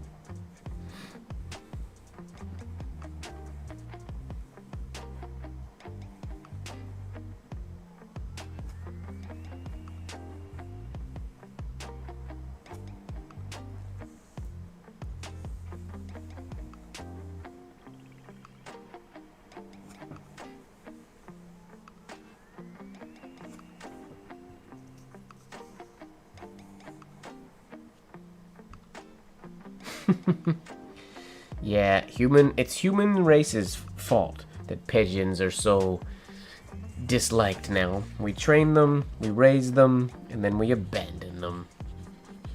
The plight of the pigeon is a sad one indeed.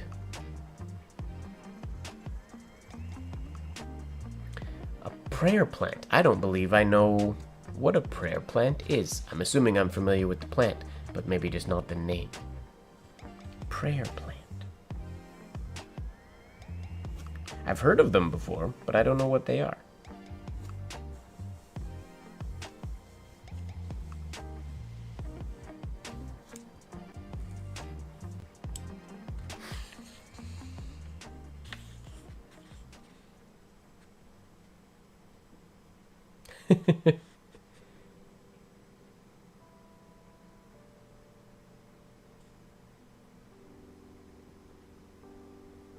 Noted on the bamboo. That's what it's like with my Boston ferns too. Even my healthiest Boston ferns require a whole lot of cleaning up after. They are a messy, messy plant. I'm excited for this one. You guys don't... This is Angel is here beside me now. I used to have a macho fern here beside me that... Macho fern? Yeah, that was named Shaggy. That I have gotten rid of because he was way too big and I didn't like the way he was growing. So he is currently dead, but he's out on my balcony until I depot him and throw him in the garbage. But Angel, so my biggest Boston fern that I used to have died, 3 years ago? 2 years ago? Died in the winter on my balcony when it froze here in Vancouver. And it was massive. Like... probably 3.5, 4 feet wide. I feel like it was so big. He died, but he had 4 babies that I grew from his aerial roots that were called the Ninja Turtles. So when Rasta died, I upgraded one of the Ninja Turtles to be the next Rasta. He's over there. He in the springtime lives on the balcony, and he's getting sizable. He's not as big as Rasta was, but hopefully one day he'll get there. But they are very, like, bushy Boston ferns. I want a Boston fern that grows, like, super long. I want, like, 6-foot fronds if I can get it. On the farm where I grew up, we had one when I was a kid that was massive. The fronds were, like, 6 inches wide, if not more. And then they were so long. It was absolutely massive. And unfortunately, many years ago, it got pot bound and it died. And the farm is very dry, which is not conducive to a fern flourishing. But it did well when I was a kid. But so I've always purchased Boston ferns. I've had many over the years. And Rasta was the biggest I ever got. But he just kind of grew out and up. And his fronds were long. They were like more than 3 feet long, but it never grew super long. And I came to learn that it's within the variation of Boston fern, there is, depending on the mother plant, there are some Boston ferns that grow longer, some Boston ferns that just grow wider or shorter, but they're all, like when you buy them in a store or whatnot, they're just Boston ferns. They don't have like another name. So it's just knowing what the mother plant grew like when you get another one. And that's where Angel comes in. Angel was a Facebook purchase that it was a Boston fern, but it had super long fronds. So I bought it off of a person on Facebook Marketplace. And when I got it home, it was basically completely dead inside the pot. The fronds that were there were super long and green, but basically just holding on. The roots were all dry and no good at all. So I immediately depotted it, cut up the soil, tried to save whatever roots I could, repotted it in 2 smaller pots, and that's where it is now. And it's quite healthy. This will be its first spring here at my place, and I'm looking forward to seeing how good it flourishes, because this is, I'm hoping, gonna be my, like, the dream fern is Angel. Named Angel because that's Bob Marley sang about Angel, and Bob Marley had dreadlocks, and Boston ferns look like their dreadlocks. That's the weird... It was my friend Jen came up with that, not me.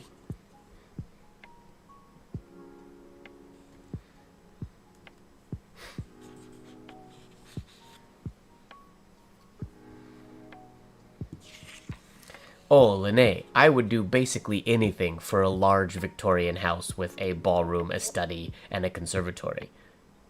Who are you talking to? That sounds like a dream. Yeah, absolute dream. And it would be immaculately beautiful, designed, and yeah, I would enjoy that.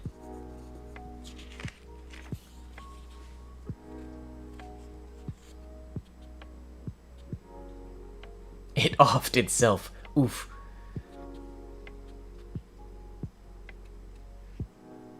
Ferns are... When ferns are happy, they're the easiest plants to take care of. When they're not happy, they are one of the hardest plants, I feel like, to take care of. That's like pothos as well. Pothos are very, very, very sturdy, but my biggest one has been having some issues lately, and I can't figure out why. I'm pretty sure it just needs a new pot, a bigger pot, but it's already in a massive pot, so I feel weird up-potting it again.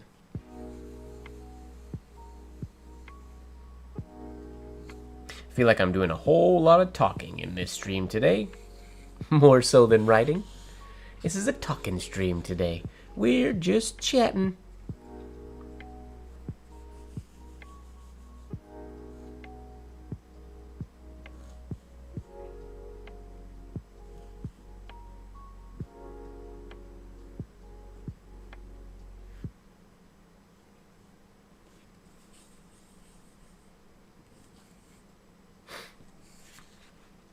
A library would be essential, yes.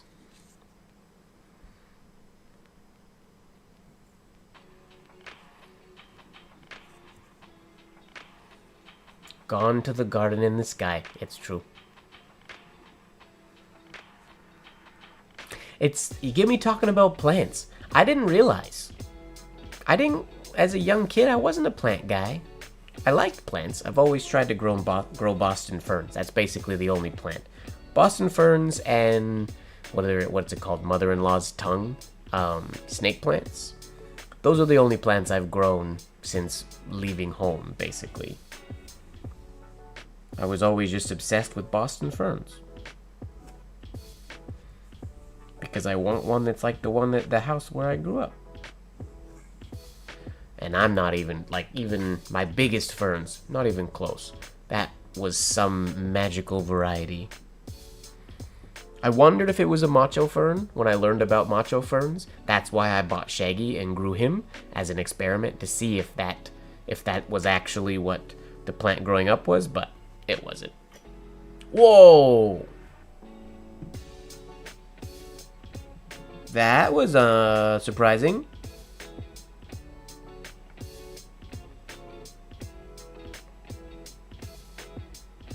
Interesting. Why is...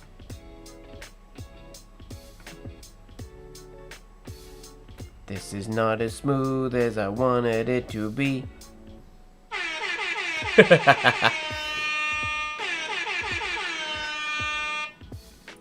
We're going to the Blacklight Live a little bit early tonight. I decided.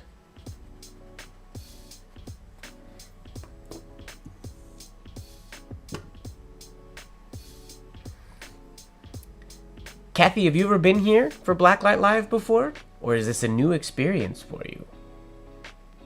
Alright, first, music needs to change. Hiya. That's better. If anybody has not been here when this has happened, if you're new, Lene, you might be correct.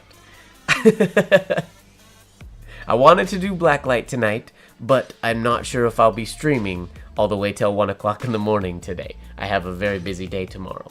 So, Blacklight Live is moving up by an hour. Alright, let's get this going a little brighter.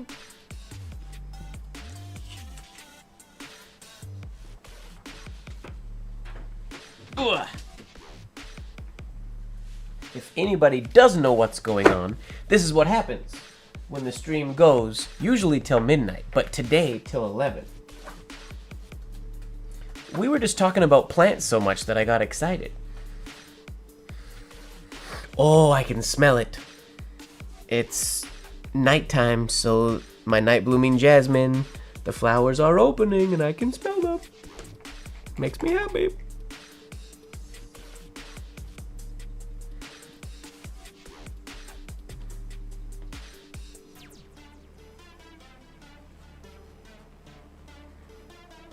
I could write, I'll write my plants' names. I can do that. Let me first do a sample of writing here. We need to make my face a bit brighter so you can see me. There we go. Is that too bright? Now let's see. Do a test to see what our writing surface is like here.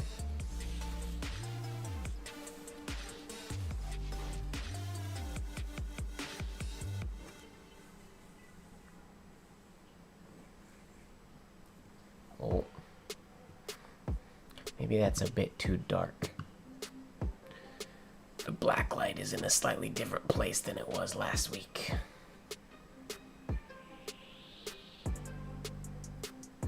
I think we've only done a blacklight party before blacklight time 3 times? Twice early, and once we did a Halloween stream that was 100% blackout. Isn't that the way we did it once? I don't remember. Okay, let's make this a little bit brighter. Ooh, is that bright enough? Maybe that works. Okay.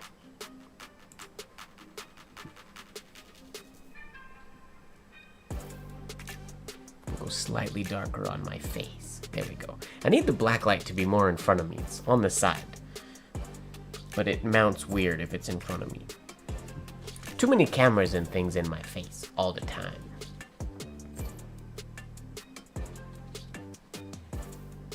We call this color a drunk mermaid, which is a term coined by Fozzie.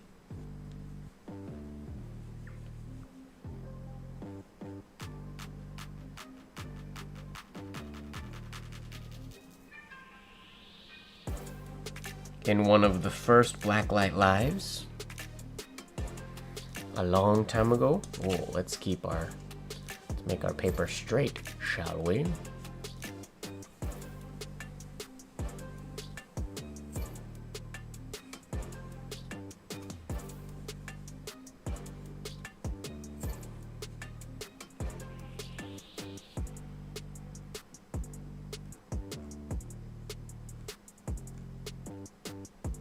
I am going to modify that filter a little bit and make it not quite so dark. How do I do that? Whoa, not that one.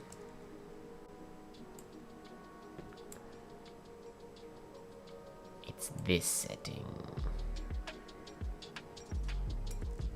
No. Gamma.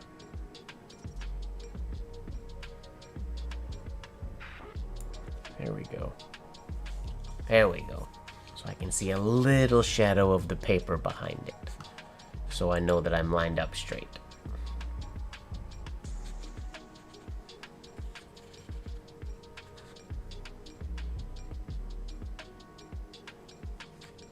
Oh, Dictionary of Color sounds cool.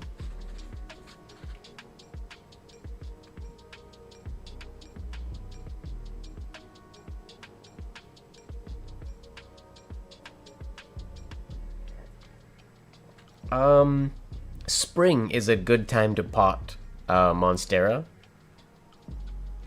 If you grow it under lights, or if it gets lots of natural light, and you live in a place that gets a lot of light in the winter or early spring as well, then really any time works. But we're going into, for me anyways, on the West Coast in Canada, we're getting into our growing season now. That being said, my Monstera put out its biggest leaf like a month ago, so if they get lots of light, any time really works.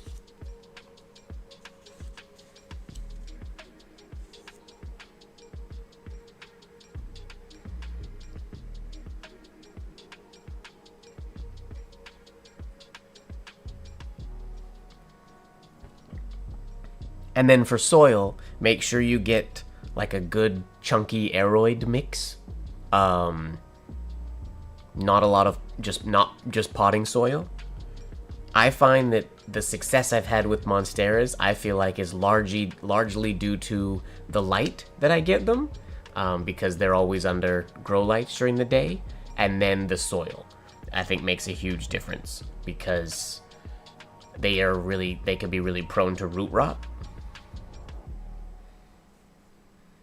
All right, the first plant, I'll name my plants that I have in Vancouver. The first plant that I bought in Vancouver's, I bought 3. Some people in the chat might know their names because we've talked plants fairly often. I will write their names though. My 3 first plants that I bought in Vancouver.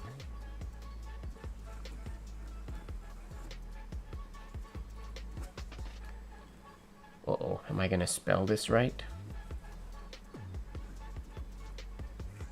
Never a guarantee. How do you spell Morpheus? Morpheus?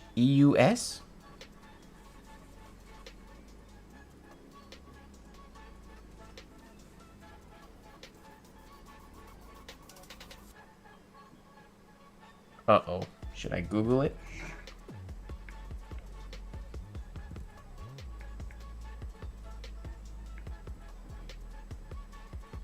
Yeah, I was right. Woohoo!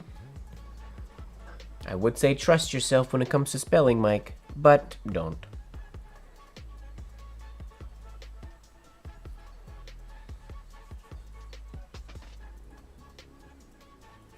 There was Morpheus.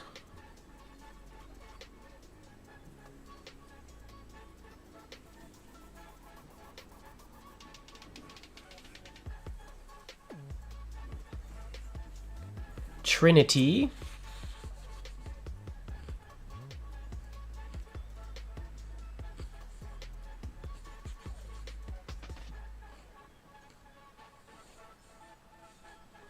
And you can probably guess the third one. Yes, Matrix characters. Morpheus, Trinity, and dun da da da.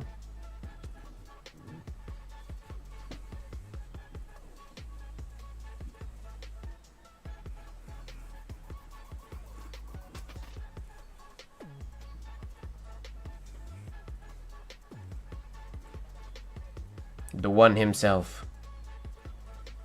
Neo. Yup. So that was the very first plant I got when I lived in Vancouver. I bought them when I used to live in a basement suite here in Vancouver. Was the first place I lived when I moved back from LA. And I didn't have any plants there because it was a basement suite. I didn't get any sun. Wanting plants and wanting sun was the main reason I left that place. It was a really nice place, and the people that I was renting from were really cool. I lived in the basement of a house. But I couldn't have plants, and I didn't get enough sun. So I decided to move into this place, which still didn't get a ton of sun, but more. And I got Morpheus, Trinity, and Neo. Shortly after I got those, I got the brothers. Well, Morpheus, Trinity, and Neo are now massive. Trinity needs a new pot. They are 2 different kinds of English ivy. Morpheus and Neo are matching. They have slightly larger leaves. Trinity has pointier, smaller leaves. Morpheus and Neo have been propagated literally hundreds of times at this point, both of them. So their pot is extremely full, both of their pots. And I have probably 20 cuttings of theirs over here ready to go, planted. And then my balcony is all English ivy from Morpheus and Neo as well, that I'm hoping will grow down and create a natural privacy barrier on my balcony. So there's lots of English ivy growing in and around my apartment. Then, after purchasing those, not long after that, I acquired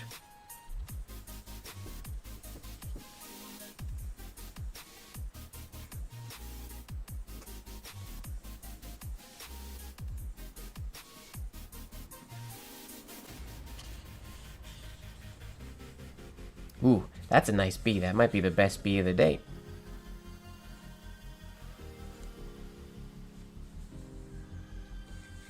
I acquired Bert. And, can anybody guess the other one? I call them brothers. I guess technically their namesakes aren't brothers. They are roommates.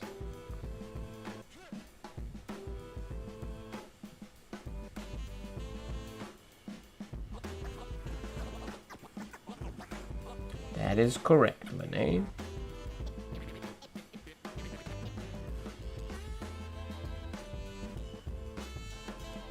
Whoa, I can't spell, apparently. Ernie. Bert and Ernie. They are my, pothos plants. They are still only 2 of them, but they as well have been propagated. I have 3 mason jars over here beside me of cuttings from both of them. Because every time Bert hits the ground, I trim. Same with Morpheus and Neo. They live at the ceiling, and every time their vines hit the ground, I cut them back like 2 feet. But they grow insanely fast. I hope Jem Henson would be proud. But yeah, so there's like probably 30 cuttings over here from those 2, from Bert and Ernie, that have to go into a new pot with both Bert and Ernie. Initially they were the same. Bert was the longer of the 2, which is why it was named Bert, because he was longer and sort of thinner, and Ernie was thicker and fatter. So that's why they got their names. But then Bert started having an issue, and he lost most of the leaves on his vines, so he had a major cutback. Now he's about, all his vines are about 8 feet long, and he's pretty healthy. But Ernie, he's now having some trouble at the base, at the pot. But his vines, Ernie's longest vines, are easily 20 feet. He has multiple vines, like at least probably 10 or so vines that are probably like 15 feet long. And then he has a few 20-foot long vines, I think 2 or 3. He's a very, very, very big pothos. Massive. So he needs a major repot this spring. Then what came after them? Then I think I acquired my first Boston fern here in Vancouver. Which one is the one that you started to grow roots in the empty jar? Oh, so the one that's behind me that doesn't have any water in it at all. Yeah, that's one of Ernie's 20-foot long vines. It goes 10 feet across my living room, then it goes about 6 or so feet down from the ceiling to my desk, or maybe less than that, 5 feet or so, and then it crosses the entire way back, or most of the way back, and on the way back, right here behind me, it sits on an old Spencerian earthenware jug, and it just so happens that there was a growth point, or a rooting point that was just right over top of the jar. So it was humid in there, I guess, so it just started growing a root, and now the root in that jar is probably like 1.5 feet long. There's no water or anything in there, it's just a humid space for it. Yeah, you'll exactly.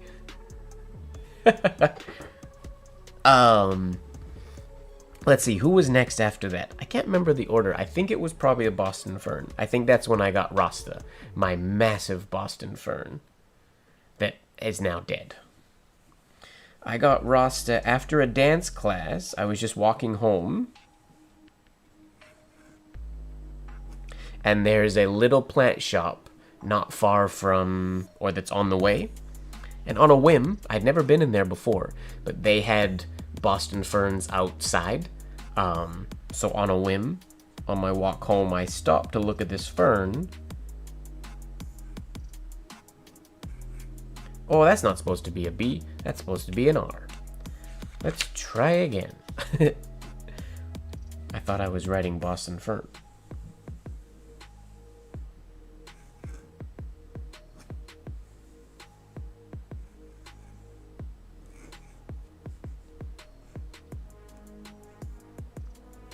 Rasta.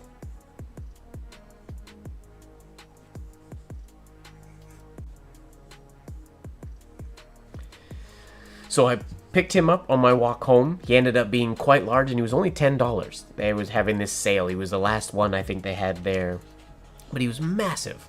My arms were very sore carrying him home. It's about a 40-minute walk home from the studio. Got him home. He was massive, wonderful, beautiful plant. He has since grown. He grew the Ninja Turtles, which one of them turned into the new Rasta 2.0, who's here right now. And then the two of the other three Ninja Turtles unfortunately perished. Mostly perished while I was out of town. They were on the balcony, and I think the person I had feeding my plants didn't realize that there was also plants hanging off the balcony, 3 ferns. So they died. Or mostly died. One of them had one little frond about this long. Like, it had about one little 2.5 inch or so long frond. And so I put it in a very, very tiny pot, and it's been growing from nothing. It's very healthy, so I have it. So it's currently the only living Ninja Turtle left. So that's those Boston Ferns. Then, I think I got... Oh, I always mess up this name. It's Crease or Creed? What's the bad guy from... Karate Kid. From the new Karate Kid, from Cobra Kai. Well, I mean, he was in the old Karate Kid as well. Creed? Is that his name? C-R-E-E-D? I think it's Creed.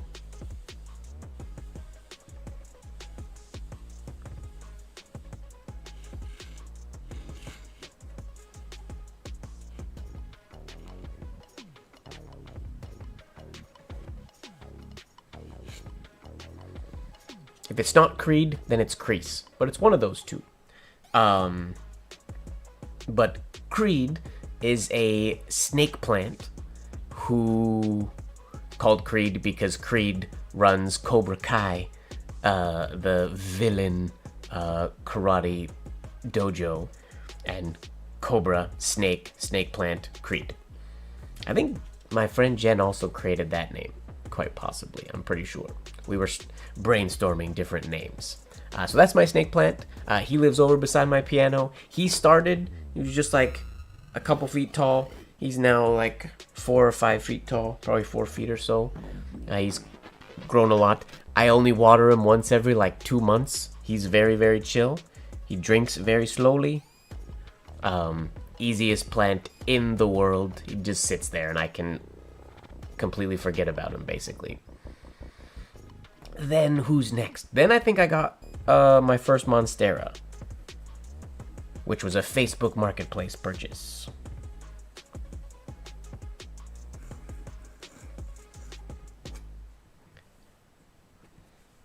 Which was named...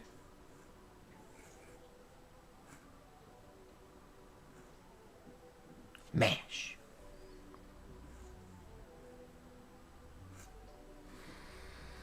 Mash was my first ever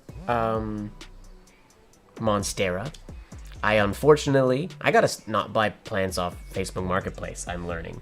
He had root rot, or it had root rot when I first got it home, and I didn't realize. So it needed a repot right quickly, because some of the leaves were no good, but it grew then very healthy, started getting super big. I learned most of what I know about Monsteras from growing Mash. Mash is the mother plant of all but one of the Monsteras that I have in here now.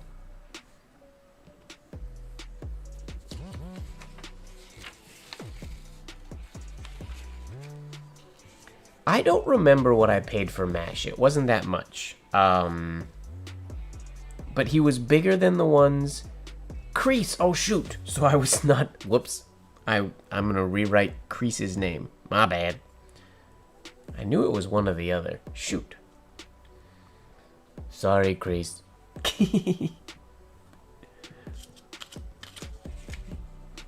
Luckily, plants don't suffer identity crisis that I know of.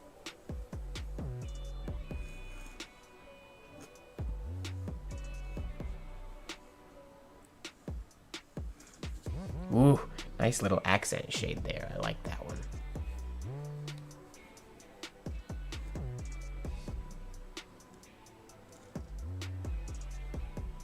Crease.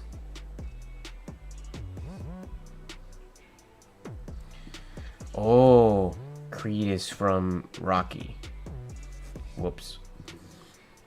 Yeah, Crease is the name of my snake plant. Whoopsies. Sorry, misinformation.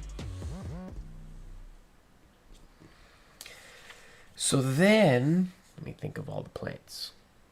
We got Mash. And then when Mash got really top heavy, all the top leaves were really healthy, but because it went through the sort of stint of root rot and all that stuff, the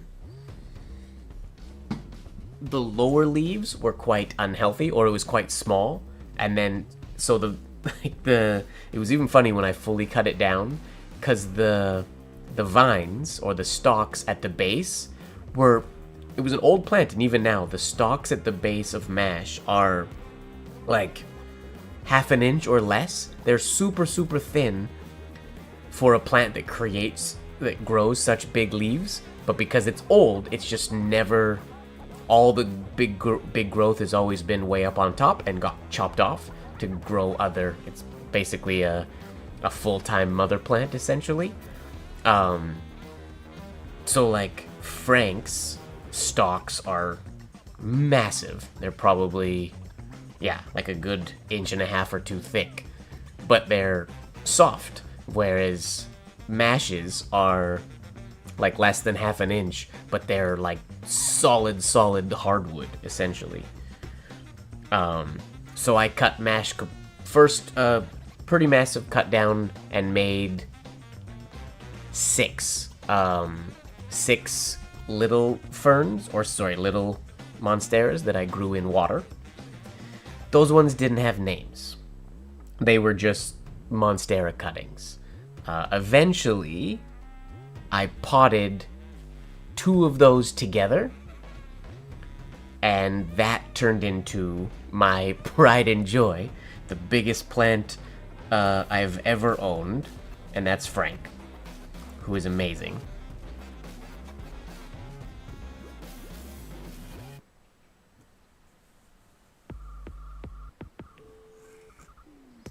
Yeah, Frank is an absolute beast.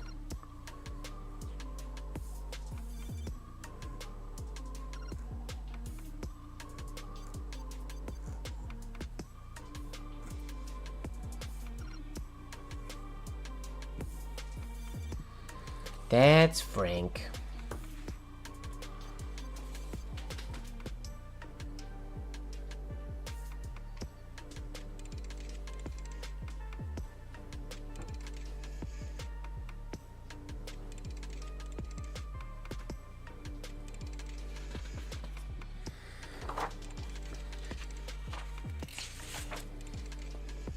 Then what? Then since since then, Mash again grew just rather unsightly and just super top heavy and whatnot. So I cut every leaf off of Mash, cut it down to basically nothing. And that's where, some of you might remember, last spring or last year, I had probably like 20 monsteras growing in water. And now those were all potted and given away / sold on Facebook Marketplace for really cheap, just to get rid of them. And then the ones that were remaining are still here and very healthy. So hopefully I'll get rid of those eventually. And then the last plant acquisition. Oh wait, no, before I got Angel, who did I get? The next one was... Oh, did I get Benjamin before Hedwig? I think I got Hedwig first. So then I got my Night Blooming Jasmine, which was just a tiny little cutting, again off Facebook Marketplace, named Hedwig.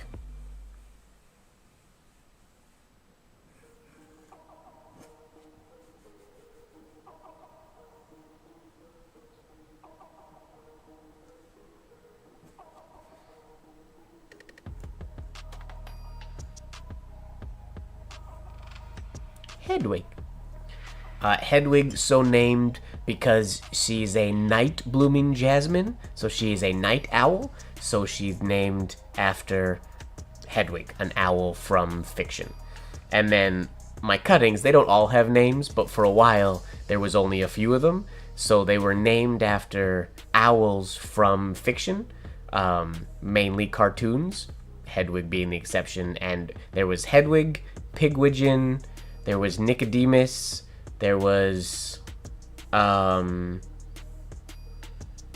Nicodemus is the one from The Secret of Nim. There was, what's the owl from The Sword and the Stone? Archimedes. So basically owls from fiction is where my Night Blooming Jasmine were named. So I'll write the ones that, Hedwig. Oh, I don't remember how to spell Pigwidgeon. I have to look it up.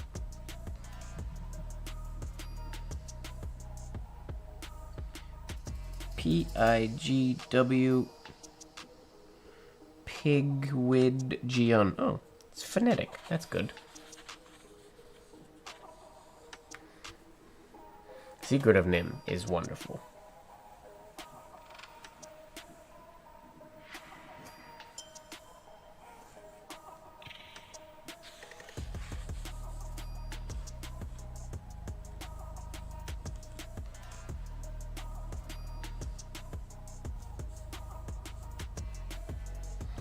Double check so I don't make any spelling mistakes. Yeah.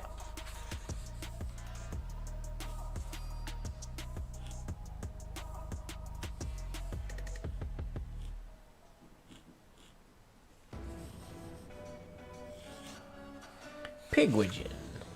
Oh, all these names are hard to spell. Nicodemus.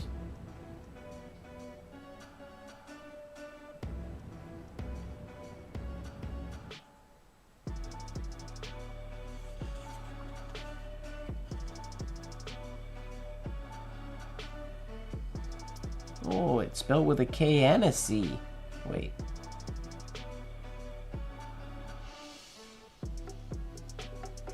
We're gonna spell it with a C. I think that's the proper way in this instance. Did I read the book of The Secret of Nim? No, I did not. I am excited though. I did recently acquire, I haven't listened to it yet, but I got the audiobook for Howl's Moving Castle. I think we were talking about that last week, weren't we? I'm excited to give that a listen eventually.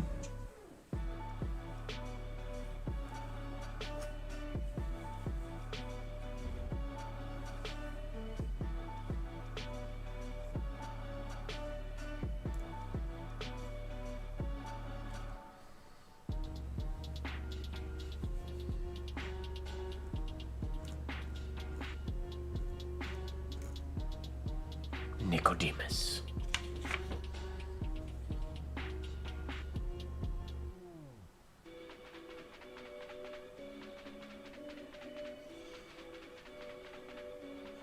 And last but not least, I don't know if it'll fit on this line. I'll make it tightly spaced.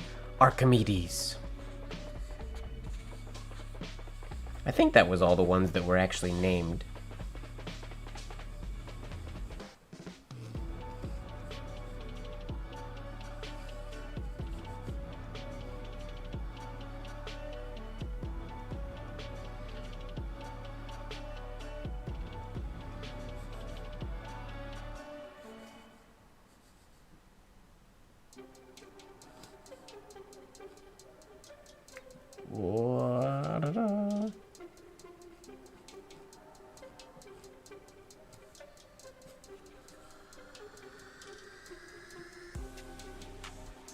If I'm 100% honest, only one of them to me is recognizable as one of the original 4 that had names, and that's Hedwig. Hedwig is the only one that's in a larger pot and is substantially the trunk. It's actually like a little, it looks kind of like a little bonsai tree now. Granted, her branches are very long, and in a couple weeks I'll be trimming her back down to nothing. They all get trimmed down in the spring to like 2 or 3 inches long. But she's the one in a bigger pot and everything. So that's my 4, now 9 plus night blooming jasmines. Then what else do we got? Then I acquired Benjamin.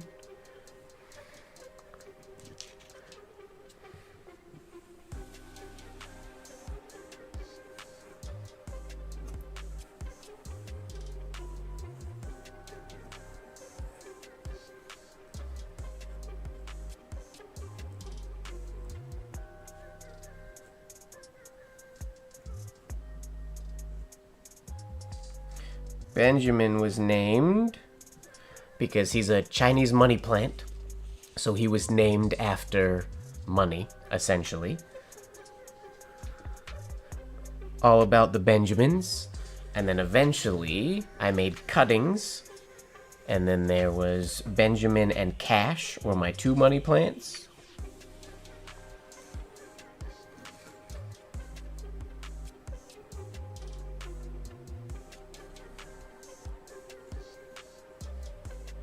That's another one that continuously replanting the pups and growing the new ones and whatnot.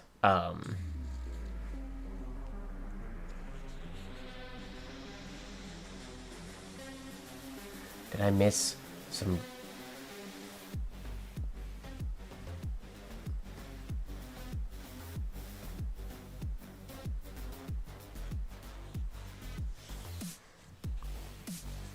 That's going back, Linnae, to your thing when you said all the plants potted in, or too many plants potted in one pot.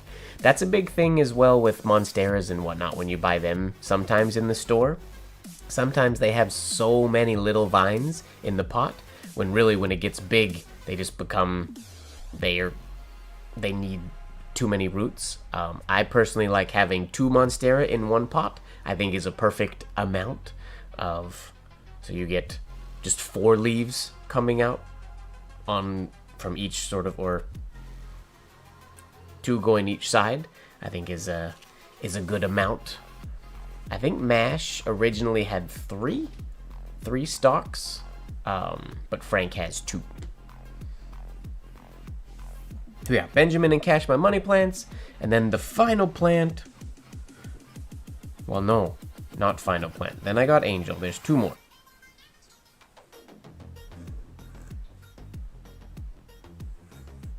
Oh, ad coming in 15 seconds.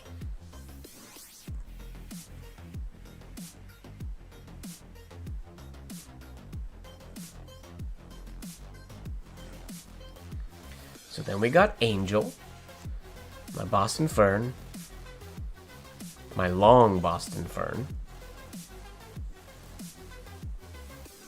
There we go. And then Angel is currently in 2 separate pots because, like I said, it was the end, like almost right before winter when I bought her, and immediately I had to cut up the soil and sort of do a repair job. So then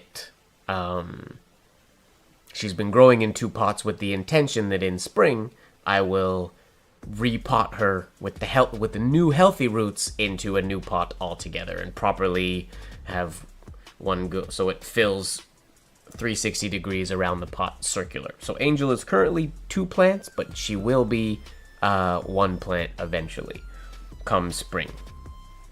I will repot her into her new home. And then the final plant in my acquisition, this was a Christmas gift that I got this last Christmas from Mont Blanc.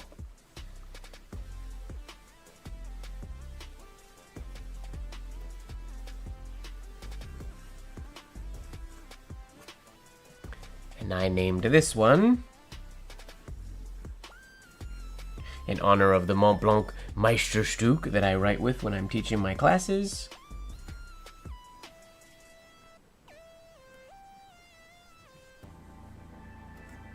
I named it Monsterstück.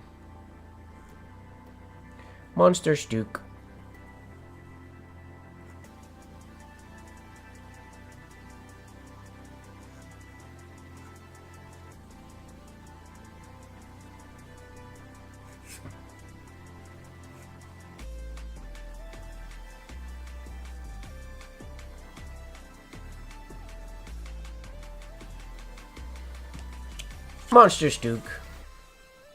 And that is the last plant that I own. Monsterstück is a Monstera Thai constellation.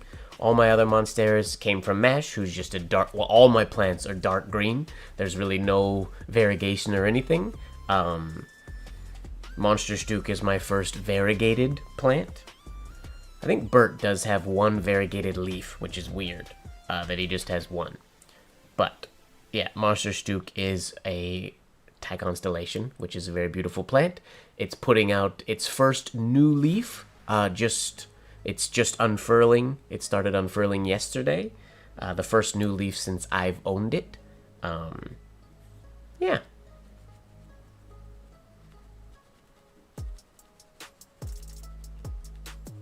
And there we go. That is, I think, unless I missed some, I think that's it. That is all of the plants in my apartment. Obviously not naming the ivies on the balcony and the night blooming jasmines on the balcony, and all the cuttings don't have names. But that's my plant jungle.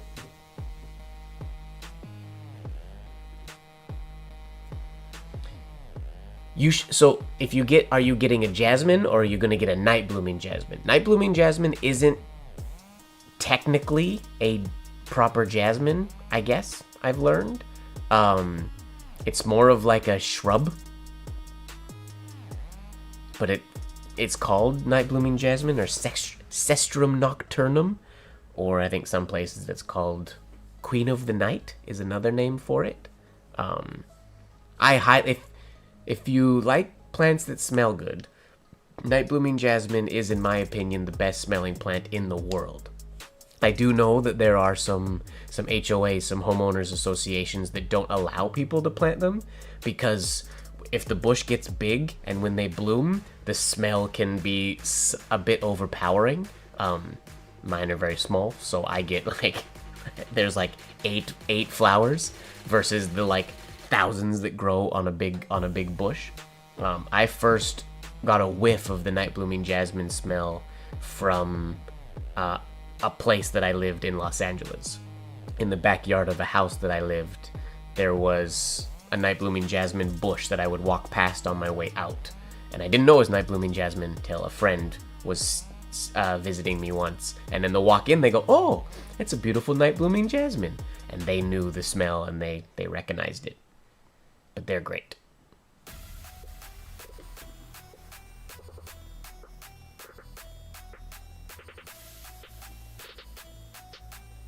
Well, a night blooming jasmine will do. It will do better where you live than where I live. Night blooming jasmine is not designed for Vancouver. It did well in LA. I want to say there's some YouTube people that I think it's Indonesia where they grow. I can't remember, but they'll do better where you are than where I am, I believe. Yeah, but that's my plant journey. That's all the named plants in my jungle. Thank you, Lene, for liking my naming conventions. I like that all the names have some fun meanings behind them most of the time. I'm not in the market for any new plants at all. There's a couple that I want to experiment with, but I'm not allowed to get plants until I get rid of at least 9 Monsteras. Some of the smaller ones, there's one pot of Monstera that is, they were potted the same time. Wait, were they? No, they're potted, the ones that didn't sell when I sold a bunch of ones on Facebook Marketplace. I think I put them in a pot just for the winter instead of leaving them in water. And there are 2, and they are super close together. And it's basically like a Frank in the making. It's the size, it's basically exactly what Frank was when I first put him in a pot together. So it has the potential to be massive and awesome. And its leaves already have wonderful variegations, even though they're still on the smaller side. But yeah, it's exciting. So I'll give that to a friend. The one issue with like giving away or even selling the Monsteras, because I mean there's tons of Monsteras, you can buy them anywhere. So it's more so selling them to get rid of them, and it's some of the pots they're in are not cheap pots. That's the annoying part. Pots aren't cheap when they start getting like big. So my bigger Monstera pots, I want to get rid of the Monstera, but I kind of want to keep the pot, which is awkward. I don't know if I should just buy a bunch of really cheap nursery pots and transplant the ones I don't want into those, or just tack on the price of the pot onto what I sell the plant for. But because the plant itself is, I feel like, worth less than the cost of the pot a lot of the times. Because like I say, it's just a Monstera. You can buy them at Home Depot or anywhere.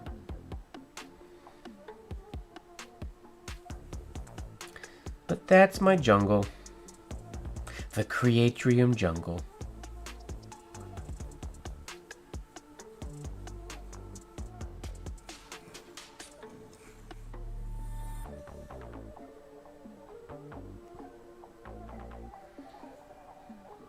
When I sold the cuttings, it was great, because I had people said, bring your own jar, because they were just water propagations at that point. Very, very long, nice roots, but they were just water.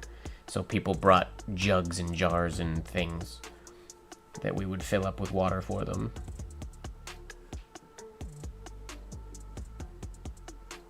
But I'll have to put in some work, I guess. Repotting into nursery pots.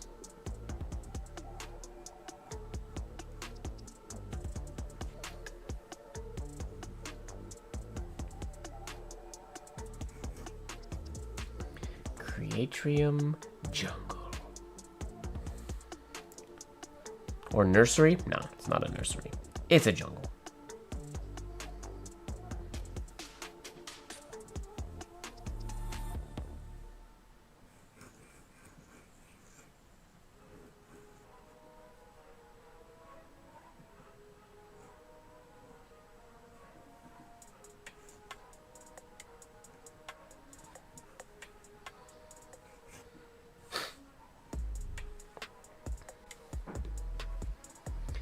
Dama de Noche, meaning Lady of the Night. Nice.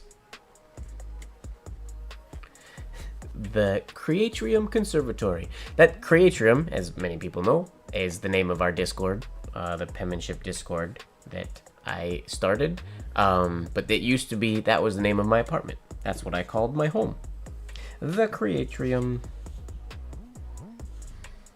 So all my things, like my server, all my stuff is Creatrium something or other. I have the Creatrium cloud and it's all Creatrium. Oh, thank you very much, Fuzzy. Thank you for the reminder. If anybody's watching this video or is in the chat and is not a member of the Creatrium, it is our Discord community. You can go to thecreatrium.com and join up. Join us there. It's a pretty awesome community. Quite busy these days, which is awesome. Lots of really amazing and educated and just a brilliant community of people. I also have, I'm one of the only ones who posts in it, but there is also a plants, a specific plants channel in there. Oh? Is the stream frozen? Oh, no, it was frozen for a second. It's moving again. The stream looked frozen for a sec.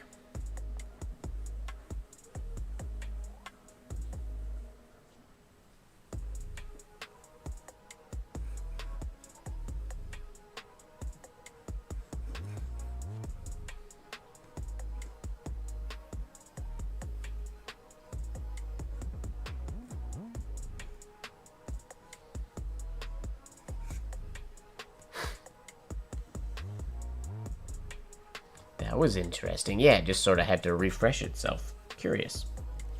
Curious.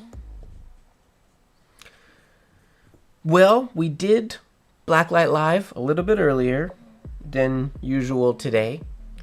I am curious if I might always do Blacklight Live at 11 instead of midnight. I am curious. It doesn't mean I can't stream until 1 o'clock, but it does mean that we would hit Blacklight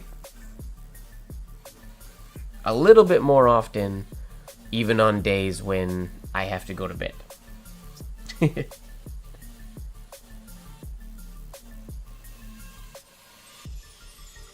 So this might be the new thing. But for tonight, now that you know all of the names of all of my plants and their origin stories,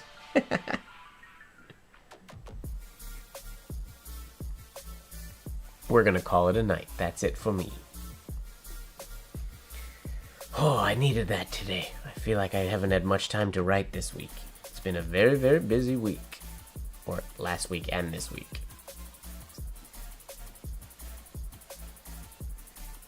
This is true. I could keep it pliable. And I could just set it a different thing every day. Or every stream. To make it interesting. Then you'll never know. And nor will I. Today, legitimately, the lights turning off shocked me. I didn't think we were there yet. It quite surprised me today, which is what it used to do at midnight. But I feel like, as of late, life's been very busy, and I get...